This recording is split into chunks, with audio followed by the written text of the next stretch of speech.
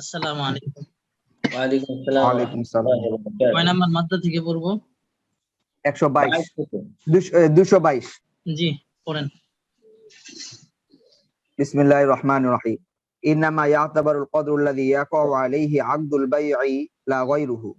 এটা তো সহজ বিষয়, পড়েন সামনে। আল মাকিলাতু ওয়াল আদাদিয়াতু ওয়াল মুতাকারাবাতু ওয়াল মাওজুনাতু আল্লাতী লাইসা ফী তাবঈদিহা দারারুন ইযা বি'a মিনহা জুমলাতু মা'a বায়ানি কদরিহা সাহাল বাই'ু সাওয়াউন সুমিয়া থামানুহা ফাকাত আও বুয়িনা ওয়া ফুসিলা লিকুল্লি কাইলিন আও ফারদিন আও রিদলিন মিনহা থামানুন আলা হিদাতিন ইল্লা আন্নাহু ইযা ওয়াজাদা ইনদা তাসলিমি তাম্মান লাজিমাল বাই'ু ওয়া ইযা যাহারা নাকিসান কানাল মুশতারি মুখায়্যারান ইন শাআ ফাসাখাল বাই'a ওয়া ইন শাআ আখাযাল মিকদারাল মাওজুদা বিহিসসাতি মিনাস সামানি ওয়া ইযা যাহারা যায়িদাতান ফাযায়িদাতু লিল বাই'i মাসরান লাউ বা'a সুবরা। এখানে বলা হচ্ছে যে সমস্ত পণ্যগুলো কাইলি অথবা আদাদি, তবে আদাদি মুতাকারিব, এগুলো গেছে না, আদাদি মুতাকারিব মুতাবাঈদ, জি জি অথবা মওজুনাত ওজনি পণ্য, যে ওজনি পণ্যগুলো এগুলো যদি ভাগ করে বিক্রি করা হয় তাহলে কোনো ক্ষতি হয় না। এই ধরনের পণ্য বিক্রির ক্ষেত্রে আপনার একটা মূলনীতি হচ্ছে যে পণ্য অর্পণ করার পরে যদি পণ্যটা ঠিকঠাক পায় তাহলে তো ক্রয় বিক্রয় চুক্তি সম্পন্ন, কোনো সমস্যা নেই। আর যদি এমন হয় পণ্য কম পেয়েছে, আপনার কথার কথা 1 ডজন ডিম কেনার পরে আপনি পেয়েছেন 11টা, ঠিক আছে, জি তেমনি ভাবে আপনি কোনো ওজনি জিনিস কিনেছেন, 10 কেজি চাল কিনে আপনি পেয়েছেন 9.5 কেজি, এমন যদি হয় তাহলে ক্রেতার এখানে এখতিয়ার থাকবে, তিনি চাইলে চুক্তি বহাল রাখবেন অথবা তিনি যা পেয়েছেন সেটাই মূল্য দিয়ে নিয়ে নিবেন। আর যদি এমন হয় বেশি পায়, ডিম 12টার জায়গায় 13টা পেয়েছে অথবা চাল 10 কেজির জায়গায় 11 কেজি পেয়েছে, তাহলে অতিরিক্তটা বিক্রেতাকে ফেরত দিতে হবে। এই বুঝতে পারছেন? জি হ্যাঁ। যেমন আপনার কেউ লাউবা আসুব্রতা হিনতাতিন, গমের কোনো আপনার গাট্টি অথবা গমের কোনো বস্তা কেউ ক্রয় করেছে, বিক্রি করেছে, এই শর্তে যে এখানে 50 কিলো গম আছে, এর মধ্যে প্রত্যেক কিলো বিআশরাতি কুরুশিন 10 টাকা। কুরুশ মানে বলেছিলাম তৎকালীন তুর্কিস্তানের মুদ্রার নাম। জি এই বিখামসাতি তিরশিন ফাইদা যাহারাত ওয়াক্তাত তাসলিমি 50 কাইলাতান লাজিমাল বাইউ।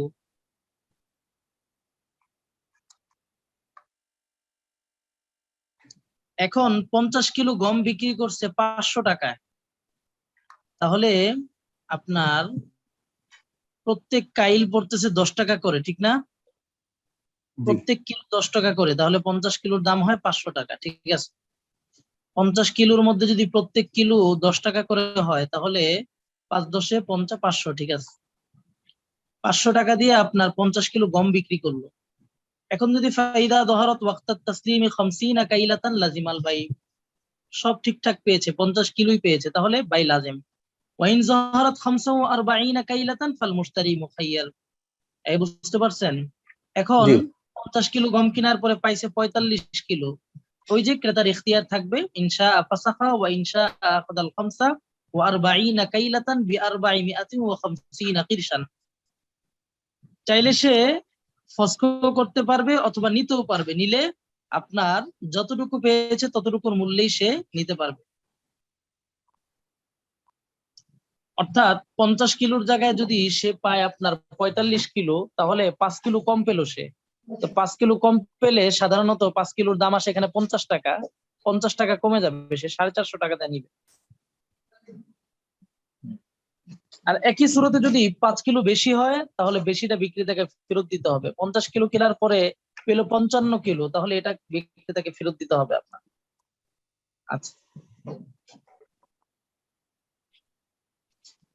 জি, এবারও তো তর্জমাটা ওরকম হবে, একটু গলত হয়ে গেছে আপনার। ওয়াইনশা আখাদাল মিকদারাল মাওজুদা বিহিসসাতিহি মিনাস সামা, যদি কম পায় তাহলে যতটুকু পাইছে ততটুকুর মূল্য দিয়ে নিবে। এই বুঝতে পারছেন? জি তাহলে খোলাসা বক্তব্য দাঁড়াইলো, কাইলি জিনিস বা কোনো আদাদি জিনিস অথবা আপনার ওজনি জিনিস, এগুলো যদি কেউ কিনে কম যদি পায় তাহলে কম যত কম পেয়েছে ততটুকু মূল্য দিয়ে নিবে। আর যদি বেশি পায় তাহলে বেশির ক্ষেত্রে বেশিটা বিক্রেতাকে ফিরিয়ে দিতে হবে। কথা বুঝছেন? জি। ঠিক আছে, সামনে পড়েন। وإن ظهرت 55 كيلة فالخمس كيلات الزائدة للبائع وكذا لو باع صفت بيز على أنه 100 بيزة أو على أنه 100 بيزة একই كل উদাহরণ, ওই بيزة ডিমের ঝুড়ি বিক্রি করছে আপনার, সাফাতা বাইজিন মানে ডিমের ঝুড়ি, এক ঝুড়ি ডিম বিক্রি করছে। একই উদাহরণ দিবে এখানে, কম পাইলে কমটা আপনার যত টাকা কমে যায় তত টাকা কম দিবে, আর বেশি পাইলে বেশিটা বিক্রেতাকে ফেরত দিবে। সামনে পড়েন। ماذا অথবা দেখেন لو শেষের باع উদাহরণ দিছি, ওয়াকাদা আলিকা লাউবা জিক্কা সামনিন, ঘির কৌটা বিক্রি করছে। কি বলে বিক্রি করছে? যেখানে 100 লিটার ঘি আছে, 1 কেজি ঘি আছে। এখানেও আগের বিধানই প্রযোজ্য হবে, যে 1 কেজি ঘির কথা বলে বিক্রি করার পরে দেখলো 200 গ্রাম কম, তাহলে 800 গ্রামের যে প্রাইস আসে ওই প্রাইস দিবে। 1 কেজি ঘির দাম যদি হয় 1000 টাকা, তাহলে 800 গ্রামের দাম হবে কত? 800 টাকা, 800 টাকা দিবে। বা 1000 টাকা দিয়ে থাকলে 200 টাকা ফেরত নিবে। অথবা যদি চায় যে আমাকে 1 কেজি বলে 800 গ্রাম দিল, আমি ঘি নিব না, ফেরত দিব, তাহলে এটাও তার এখতিয়ার আছে। যদি বেশি لو পায়, باع বেশি পাইলে বেশিটা বিক্রেতাকে ফেরত দিবে। অনেক সময় বিক্রেতা এরকম শর্ত করে যে এটুকু আমি কি করব, এটাও আপনাকেই নিতে হবে। না না, এটা এটা বলার, আপনাকে যদি বেশি দেয় বেশিটা সে নিতে বাধ্য। এটা প্রচলিত আইনই বলা আছে। আপনি চালের বস্তা কিনছেন, 20 কেজির বস্তা, আপনি আপনার তো একটা বাজেট আছে যে আপনি মাসে 20 কেজি চাল আপনার লাগে আপনার বাসায়। এখন সে আপনার 40 কেজির বস্তা ধরায় দিল। একটা হলো আপনার 1-2 কেজি বেশি, সেটা ভিন্ন জিনিস। সেটা এরপরেও আপনি চাইলে প্রচলিত আইন অনুযায়ীও আপনি 1-2 কেজি 20 এটা কেজি বিক্রেতাকে থেকে দিতে যদি পারবেন যে 5 আমার এটা কেজি লাগবে। বেশি হয়, হম, এগুলো ফেরত দিতে পারবেন, সমস্যা নেই। এগুলো আমাদের প্রচলিত আইনে এগুলো ফেরত দেওয়া যায়। আপনি চাইছেন 20 কেজি, আপনারা যদি 5 কেজি বেশি দিয়ে বলে যে 25 কেজির দাম দেন, আপনি নিবেন কেন? এখানে আপনাকে ফোর্স করার কোনো অধিকার নাই। শরিয়া আইনও প্রচলিত আইন, আপনি যা চাইছেন তা দিতে হবে। সে দিতে পারলে দিবে, না হলে দিবে না। অনেক সময় দেখবেন আপনার হয় আম কিনতে গেলেন, আপনি চাইছেন 4 কেজি, 4 কেজি আম, দেখা যায় আম তো মাপা থাকে না কোনটা কত কেজি। পরে দিয়া বললো হুজুর 4 কেজি 300 গ্রাম আছে, বলে না দাম আসে জি এত টাকা, একটু বেশি আসে, এটা বইলা দেয়। আপনি যদি বলেন যে আমি 300 গ্রাম নিব না, তাহলে হয়তো একটা আম কমায় দিবে, তখন দেখা যাবে 5 কেজি 900 গ্রাম হবে, সমস্যা নেই।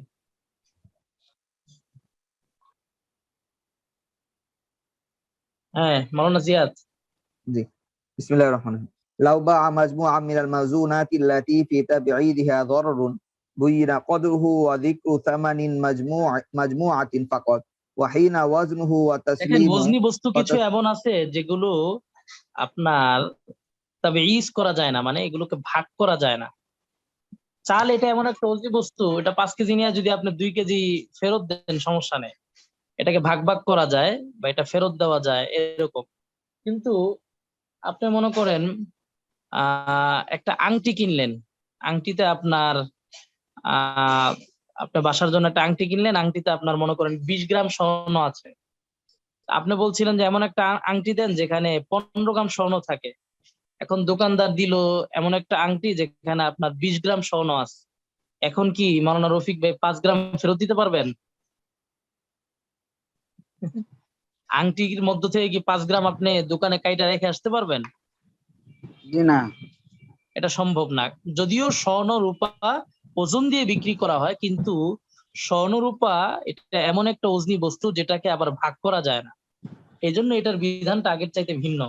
এখানে দেখেন, এখানে যদি কম পায় তাহলে ক্রেতার এখতিয়ার আছে, সে চাইলে বাই ফস করতে পারবে, অথবা ওয়া ইনশা, দেখেন ইনশা ফাসাখাল বাইআ, পাইছেন? জি চাইলে বাইকে ফস করতে পারবে। ওয়া ইনশা আখাদাল কদরাল মাওজুদা বিজামিইস সামানিল মুসাম্মা, অথবা সে যদি চায় তাহলে যেই রেট নির্ধারণ হয়েছে ওই রেটেই নিয়ে নিবে। আংটির দাম যদি হয় আপনার 10,000 টাকা, 10,000 টাকা দিয়ে নিবে, এমন না 5 গ্রাম স্বর্ণ কম দেখে সে একটু দাম কমায় বলবে, এটা এখানে সুযোগ নেই। আর যদি বেশি হয়, এখানে আবার বেশি হলে লাভ আছে। ওয়াইন যাহারা যায়িদান আনিল কদরিল্লাযী বায়্যানাহু ফাজিয়াদাতু লিল মুশতারি। বেশি হইলে বেশিটা আবার ক্রেতার। বিক্রেতা বলছে 20 গ্রাম স্বর্ণ, বাসায় এনে দেখেন 2 গ্রাম বেশি, এটা আপনার সমস্যা নেই। ওয়াল খিয়ারু লিল বায়, বায়ের জন্য আবার খিয়ার থাকবে। বাই যদি টের পায় যে এটা আমি বিক্রি করব না, এটা তার খিয়ার, সমস্যা নেই। বলেন মাসালান লাউ বা'a ফাস মাসালান আলমাসিন আলা হুজুর আন্নাহু এটা খামসাতু ওয়ালা কারারিদ খিয়ার আল ওয়ালা খিয়ারা না, ওয়ালা ওয়ালা খিয়ার লিল বায়, বায়ের জন্য কোনো এখতিয়ার থাকবে না, ঠিক আছে। যদি ক্রয় বিক্রয় চুক্তি সম্পন্ন হয়ে যায় তাহলে কোনো এখতিয়ার না থাকারই কথা। আর যদি চুক্তি সম্পন্ন না হয়, আপনার এখন ইজাব কবুল হয় নাই, বায়ের টের পেয়ে গেছে যে এখানে বেশি আছে, তখন তো স্বাভাবিকভাবেই সে প্রত্যাহার করতে পারবে। জি এখন দেখেন আমি যে পিডিএফ খুলছি ভুল দেয়া আছে এখানে। মাসালান লাউ বা'a ফাসসা আলমাসিন, একটা হীরার আংটি বিক্রি করলো এই শর্তে যেটা খামসাতু কারারিদ, এখানে 5 কিরাত হীরা আছে আপনার, বিশরিনা আলফা করশিন, কত টাকায়? 20 টাকায়। ফাইজা যাহারা আরবাআতা কারারিদ ওয়া নিসফান কানাল মুশতারি মুখায়্যারান, এখন পাইলো 4.5 কিরাত, এখানে হিসাব করে দেখে 4.5 কিরাত আছে, 4.5 গ্রাম আছে। ইনশা ফাসাখাল বাইআ ওয়া ইনশা খাদাল ফাসসা বিশরিনা আলফা কিরশিন, চাইলে ভাই ফসকও করতে পারবে, চাইলে যা আছে এটাই 20 টাকা দিয়ে নিয়ে নিবে। আর যদি দেখে খামসাতা কারারিদ ওয়া নিসফান 5.5 কিরাত আছে, তাহলে মুশতারি বিশরিনা আলফা কিরশিন, এটা 20 টাকা দিয়ে নিবে। ওয়ালা খিয়ার লিল বাই ফি হাদিহি সূরা, আবার এই ক্ষেত্রে বিক্রেতার কোনো খিয়ার থাকবে না। জি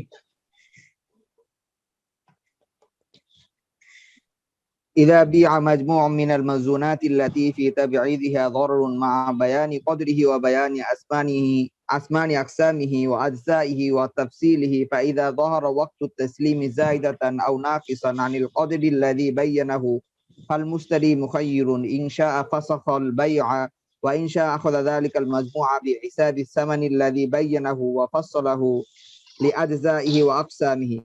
مثلا لو আসতেছি। باع منقلا من النحاس على أنه 5 أرطال كل رطل ب40 قرشا، فظهر المنقل 4 أرطال ونصفا أو 5 أرطال ونصفا، فالمشتري مخير إن في الصورتين، إن شاء فسخ البيع وإن شاء أخذ المنقل ب180 قرشا، إن كان 4 أرطال নিসফান ب220 قرشا। দেখেন আগের সুরতটা ছিল 224 নম্বর ধারায়, ওয়াবাইয়ানা কদরাহু ওয়া যাকারা সামানা মাজমুইহি ফাকাত, ঠিক না? মানে পুরোটার দাম বলছে যে এই আংটির দামটা 20 টাকা। আবার যদি এমন হয় যে আপনাকে পার গ্রাম দাম বলে দেয় যে এখানে 5 কিরাত আছে, প্রত্যেক কিরাত 4 টাকা করে, তাহলে 5 কিরাতের দাম কত হয়? 20 টাকা। প্রত্যেক কিরাত যে 4 টাকা, এভাবে ভেঙ্গে ভেঙ্গে আপনাকে বলে দিস। যদি বিষয়টা এমন হয়, এই সূরাটা 225 নম্বর ধারায় আলোচনা করতেছে। এই সূরাতে আপনার বিধান হলো আপনি যতটুকু পাবেন ততটুকুর মূল্য দিবেন। ইনশা ফাসাখাল বাইআ ওয়া ইনশা খাদা যালিকাল মাজমু' বিহিসাবিস সামানিল্লাযী ফাসসালাহু লিআজজাইহি ওয়া আকসামিহি, যে হিসাবটা আপনাকে দেওয়া হয়েছে যে 1 গ্রাম এত, 2 গ্রাম এত, ওইভাবে আপনি যতটুকু পাইছেন ততটুকুর মূল্য দিয়ে আপনি নিয়ে নেবেন। মিন কালাম মিনান নুহাস মানে হচ্ছে পিত্তলের কোন পদার্থকে বলে, এটা এই ধরনের জিনিস বিক্রি করছে। বলে দিছে যে এখানে 5 রেতেল আছে, কুল্লু রিতলিন বি40 কিরশান, প্রত্যেক রেতেল কয় টাকা? 40 টাকা। তাহলে 5 রেতেল কয় টাকা হয় মাওলানা জিয়াদ, রফিক? 75 টাকা। ভাই কত হয়? একটা পিত্তলের আংটিতে বা পিত্তলের লোহায় যদি আপনার এই কথা বলে যে এখানে 5 রেতেল পিত্তল আছে, প্রত্যেক পিত্তল 40 টাকা করে প্রত্যেক রেতেল, তাহলে 5 রেতেলের দাম কত হয়? 4 5 20, 200 টাকা, ঠিক না? এখন আপনি এটা পরবর্তীতে দেখলেন যে পিত্তলের লোহাটা এটা 4.5 রেতেল, অথবা আপনি দেখলেন যে এটা 5.5 রেতেল, সেক্ষেত্রে আপনার কি করণীয় বলতেছে, যদি কম বা বেশি দেখেন ফাল মুস্তারি মুখাইয়ারুন ফিস সূরাতাইন, ইনশা ফাসাখাল বাইআ ওয়া ইনশা আখাযাল মিনকাল মিআতিন ওয়া সামানিনা কিরশান ইন কানা আরবাআতা আরতালিন ওয়া নিসফান। যেক্ষেত্রে সে কম পেয়েছে, 4.5 রেতেল পেয়েছে, ওই সুরতে সে এটা 180 টাকা দিয়ে নিবে। কারণ 4 রেতেলের দাম আসে 160 টাকা, আর অর্ধেক রেতেলের দাম কত? 20 টাকা। ওই যতটুকু পাইছে ততটুকু দিয়ে নিবে। আর যদি এমন হয় যে সে পেয়েছে 5.5 রেতেল, তাহলে 5.5 রেতেলের দাম দিবে 220 টাকা। এই বুঝতে পারছেন? জি। জি। আচ্ছা, সে থাকুক এতটুকু।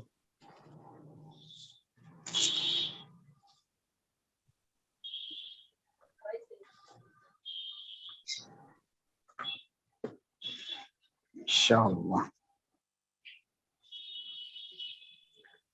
আমানুল্লাহ ভাই কই? আছে, জায়গা মতো আছে। হাতে করলাম যে এবারত পড়তে এত চুপ করে রইল। আমি এটা মোতালা করি নাই। আর কি মোতালা করবেন, এই তো আছেই তো, হইতেছে, আছেই তো। চলছে। চলছে। চলছে চলছে। ঠিক আছে, বলা থাকলে ভালোই। ভালোই তো করছেন, মাশাআল্লাহ। মাশাআল্লাহ। ভালো ভালো তোর কি দিতে পারেন আপনারা? চালায় যান, জীবনে তোর কি হইব? তোর কি? হুম। আপনি চিটাঙ্গের ভাষায় উর্দু হওয়া শুরু করছেন। ওই মাকুনরা কয় মুকুন, তারা কি তোর কি? হ্যাঁ। চিটাঙ্গের মানুষরা এইভাবে উর্দু কয়।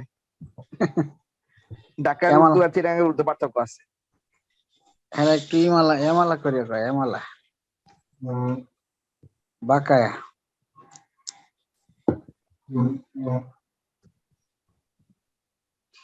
আল্লাহ।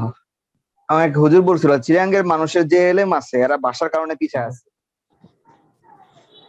হ্যাঁ, চিটাঙ্গে ইলিমের চর্চা হয় ভালো। ভাষার কারণে পিছিয়ে আছে আর কি।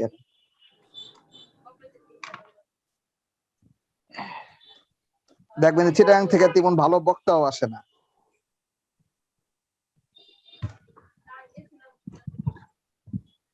আলেম আছে অথচ তো অনেক বড়। বড় অনেক বড় বড় আলেম আছে, কিন্তু এদের অনেকের নামও জানে না অনেকে। যেমন ঢাকার মধ্যে আব্দুল মালিক সাহেব, মুফতি দেওয়ার সাহেব, এদেরকে যেমন মানুষ চিনে, চিরাং কিন্তু এই মাপের আলেম আছে, কিন্তু এদেরকে অনেকে চিনে না।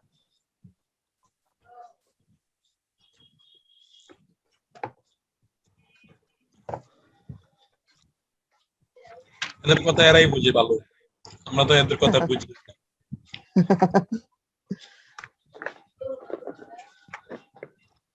ভাই পড়া কই থেকে ছিল? 188 থেকে? না না না, 191 থেকে। হ্যাঁ, 91 থেকে। কোন কোন পড়া চালা যান। আল আফু ইন্নামা ইয়াসকুতু মা কানা হুজুরে মুস্তাহাক্কান তো লিল এটারে আফি আউদু, হাসাদান। আমানুল্লাহ ভাই আছেন, এই হুজুরে তো শব্দটা আউদু কইছে, আমরা তো এটারে ইওয়াদু কই নাকি? শব্দটা আসলে কি? কোনটা? এই যে আউদু না ইওয়াদু? এটা তো দ্বিতীয়টা, 192টা, 191 থেকে পড়া। ও, ক্ষমা করার রহিত করে দিবে, ক্ষমাকারী যতটুকু অধিকার রয়েছে শুধু ততটুকু ক্ষমা করে দিবে। আচ্ছা, ক্ষমা করা ইন্নামা ইয়াসকুতু, এটা সাকেত হবে মা কানা মুস্তাহিক্কান লিল আফি, ক্ষমাকারী যতটুকু হক রয়েছে বিশেষ করে অতটুকুর মধ্যেই। আপনার হক আপনি ক্ষমা করতে পারবেন, আমারটা আপনি পারবেন না। আচ্ছা, ইয়াসকুতুর অর্থ হচ্ছে রহিত করছে। যেমন আমার দর্শে, আচ্ছা যেমন কোন হুজুরের দর্শে কেউ উপস্থিত ছিল না, ঠিক আছে, মানে কোন দর্শেই কেউ উপস্থিত ছিল না, তো প্রত্যেক হুজুর নিজের যে দর্শের সময় এতটুকু সময় জন্য একজনকে মাফ করতে পারবে, বাকি সময়ের জন্য কাউকে মাফ করতে পারবে না। আচ্ছা, আল আউজু না? এটাই কথাই কইতাছি, এটা কি আউজু না ইওয়াজু? আচ্ছা, বিকল্প জিনিস আল আইওয়াদু, ইয়াদুই তো মনে হইতেছে, আইওয়াজ না? হুজুরে তো আউদু পড়ছেন, এটা ইয়া করে দেন তো একটু শব্দটা, তাহা কি শব্দটা আইওয়াদু?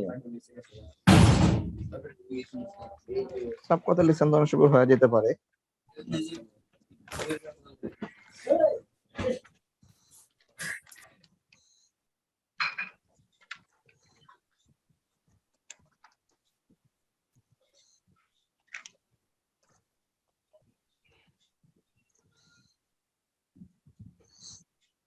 ইওয়াদুন ইওয়াদুন হ্যাঁ। একটা আছে হলো বদল বিনিময় প্রতিদান ক্ষতিপূরক, আর একটা আছে হলো ইওয়াদান, এটা মনে হয় ফেল। এ কত নম্বর পড়া ইওয়াদা ফেল কইতেছেন? 92 ইওয়াদু বা 192। হুম। আল ইওয়াদু হুকমুহু হুকমুল মাউইদি, হুকমুল মুআউইদি, মুআওয়াদি। হুম। হুকমুল মুআউয়াদি। হ্যাঁ, বিকল্প জিনিসের হুকুম মূল জিনিসের হুকুমের মতো। হুম। যেমন বন্ধকের জিনিস ধ্বংস করে ফেলেছে, এখন সে তার মূল্য ফেরত দিবে, মূল্য ফেরত দেওয়াটাই তার আসল হুকুমের মতোই আর কি। আচ্ছা, এরপরে কি আল আইওয়াদু ইয়াজিবু রদ্দুহু ইদা আলাম ইয়াসলামিল মুআওয়াদি, ইদা আলাম ইয়াসলামিল মুআওয়াদা নাকি? ইযা লাম ইউসাল্লিমুল না না না, মুআওয়াদু। আমার কিতাবে তো আরব দেওয়াই আছে দেখলাম। আচ্ছা, যেটাই দেওয়া আমাদের থাক এবারত অনুপাতে এবারত পড়েন, অর্থ অনুপাতে। এওয়াজ কোন ইয়াজিবু রদ্দুহু। হ্যাঁ, বিকল্প জিনিস ফিরে দেওয়া আবশ্যক। ফিরিয়ে দেওয়া, তাকে ফিরানো ওয়াজিব, রদ করা। এওয়াজ মানে বিকল্প বিকল্প জিনিস জিনিসটা ফেরত দেওয়া আবশ্যক। হুম, ইদা যখন লাম ইউসাল্লিমুল মুআওয়াজকে হস্তান্তর। হুজুর বলছে যে বিকল্প জিনিস ফিরিয়ে নিতে অস্বীকার করে,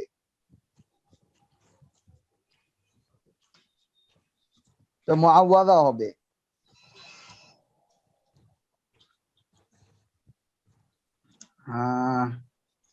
মুআওয়াজ হলো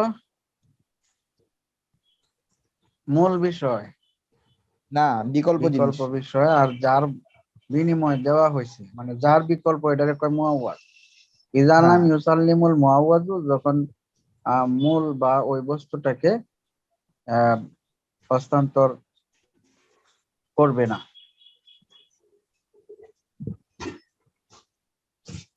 মুআওয়াজ হস্তান্তর না করলে বিকল্পটাকে দেখেন, ফেরত দেওয়া ইদা আবশ্যক। লাম ইয়াসলাম সালিমা মানে হস্তান্তর করা না, ইদা লাম ইয়াসলাম যখন সে হস্তান্তর করলো না আল মুআওয়াদা বিকল্প জিনিসকে।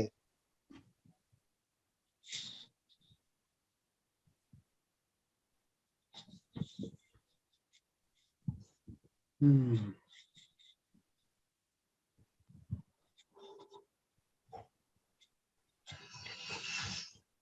এবারও তো সাথে অর্থ মিলতেছে না। আচ্ছা, ওই যে যেটা কইছে আর কি, কেউ কাউরে মোবাইল দিল, মোবাইল চুরি হয়ে গেছে, টাকা দিতে চাইছে, এখন টাকা নেয় নাই, তা বলতেছে না আমার মোবাইলের বিনিময়ে মোবাইলে দেওয়া লাগবে, তো মোবাইল নিতে হইব তার। এবার কোন 194 গালিবুর রাই ইয়াজুজু তাহকিমুহু ফিমা লা ইউমকিনু না, হুজুরে মারিফাতু। এটার উদাহরণ কি কইছে 93 নম্বরে? যেমন আপনি কারো মোবাইল নিছিলেন, মোবাইল নিয়ে মোবাইলটা ধ্বংস করে দিচ্ছেন, হালাক করে দিচ্ছেন, এখন তার এওয়াজ হিসাবে আপনি তাকে টাকা দিতেছেন, তো আপনি টাকা নিতে অস্বীকার করতেছেন না, আমি টাকা নিব না, আমার মোবাইল হারাইছো, মোবাইলের বিনিময়ে মোবাইল দিবা, বুঝছেন? তখন তাকে মোবাইলের বিনিময়ে মোবাইল দিতে হবে।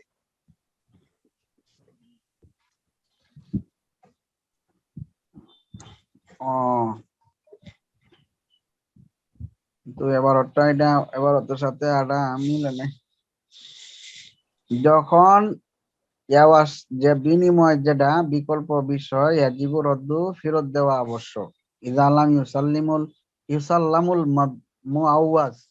মুআওয়াজকে যখন অর্পণ করা না হবে, যেমন মনে করেন যে দেখেন, এটা মদ এটা বিক্রি কি করা নফি হয়েছে। জাহাদ বালাম না ভাই, এটা নফি জাহাদ বালাম না।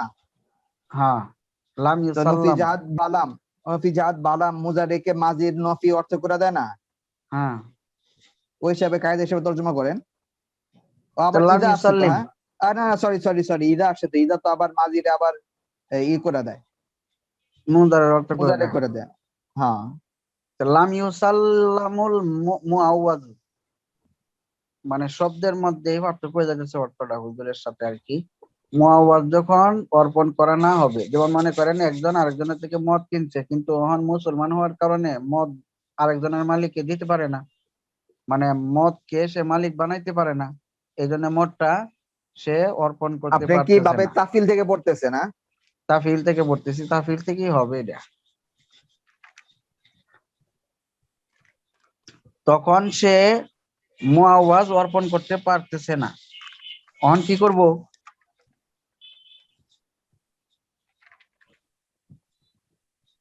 কায়দা তো মানে উদাহরণ তো আমি বলছি, ওই যে মোবাইল হারা ফেলছে, তো এখন সে কি করতেছে, টাকা দিতে চাইতেছে, তো সে টাকা নিবে না। আর হুজুরে কইছে এটা ইজালাম ইয়াসলিমিল মুআওয়াজা, যখন মুআওয়াজকে অর্পণ নিতে অস্বীকার করবে, বিকল্প বস্তুটাকে নিতে অস্বীকার করবে। আসসালামু আলাইকুম রহমতুল্লাহ। ওয়ালাইকুম সালাম। ওয়ালাইকুম আসসালাম। আচ্ছা, 1 লাব্বাইক। 2 আমানুল্লাহ নাই। 3 ছিল প্রথমে, আমানুল্লাহ ভাই ছিল। ছিল যে। 3 রুহুল আমিন। 4 লাব্বাইক 5 নাজমুল। 6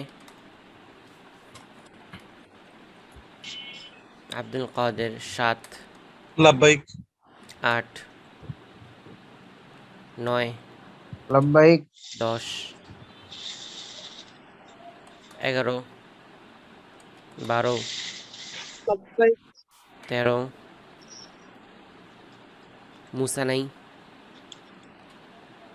14 লাব্বাইক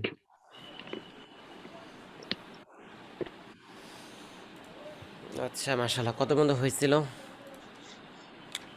94 194।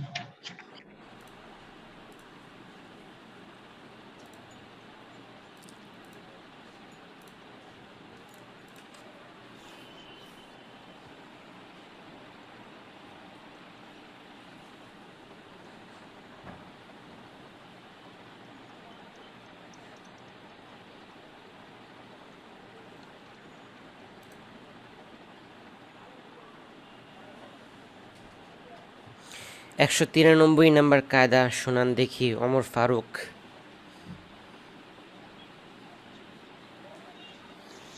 বিসমিল্লাহির রহমানির রহিম। আল-ইওয়াজু ইয়াজিবু রিদ্দাহু ইযা লাম ইয়াসলামিল মুআওয়াযা, বিনিময় ওয়াজিব হবে রিদ্দাহু তাকে ফিরিয়ে দেওয়া, ইযা লাম ইয়াসলামিল মুআওয়াযা যখন মুআওয়াজ মেনে নিবে না। অর্থাৎ কোনো ব্যক্তির যদি কোনো কিছু ক্ষতি করে ফেলেছে, তখন তার এওয়াজ হিসাবে ওই ব্যক্তি যদি অন্য কিছু দিয়ে থাকে বা টাকা দিয়ে থাকে, কিন্তু ওই ব্যক্তি মানলো না, ওই ব্যক্তি হুবাহু ওই জিনিস চায়, তখন ওই ব্যক্তিকে ওই জিনিসটাই দিতে হবে। যেমন কোন ব্যক্তি তার অন্য একজনের মোবাইল নষ্ট করে ফেলেছে, এখন মোবাইলটার বিনিময়ে সে টাকা দিয়েছে, কিন্তু যার মোবাইল সে টাকা মেনে নিচ্ছে না, সে চাচ্ছে মোবাইলটাই, এই জন্য তাকে মোবাইলটাই দিতে হবে। আচ্ছা, মাশাআল্লাহ। এরপরে 194 সবাই পড়েন।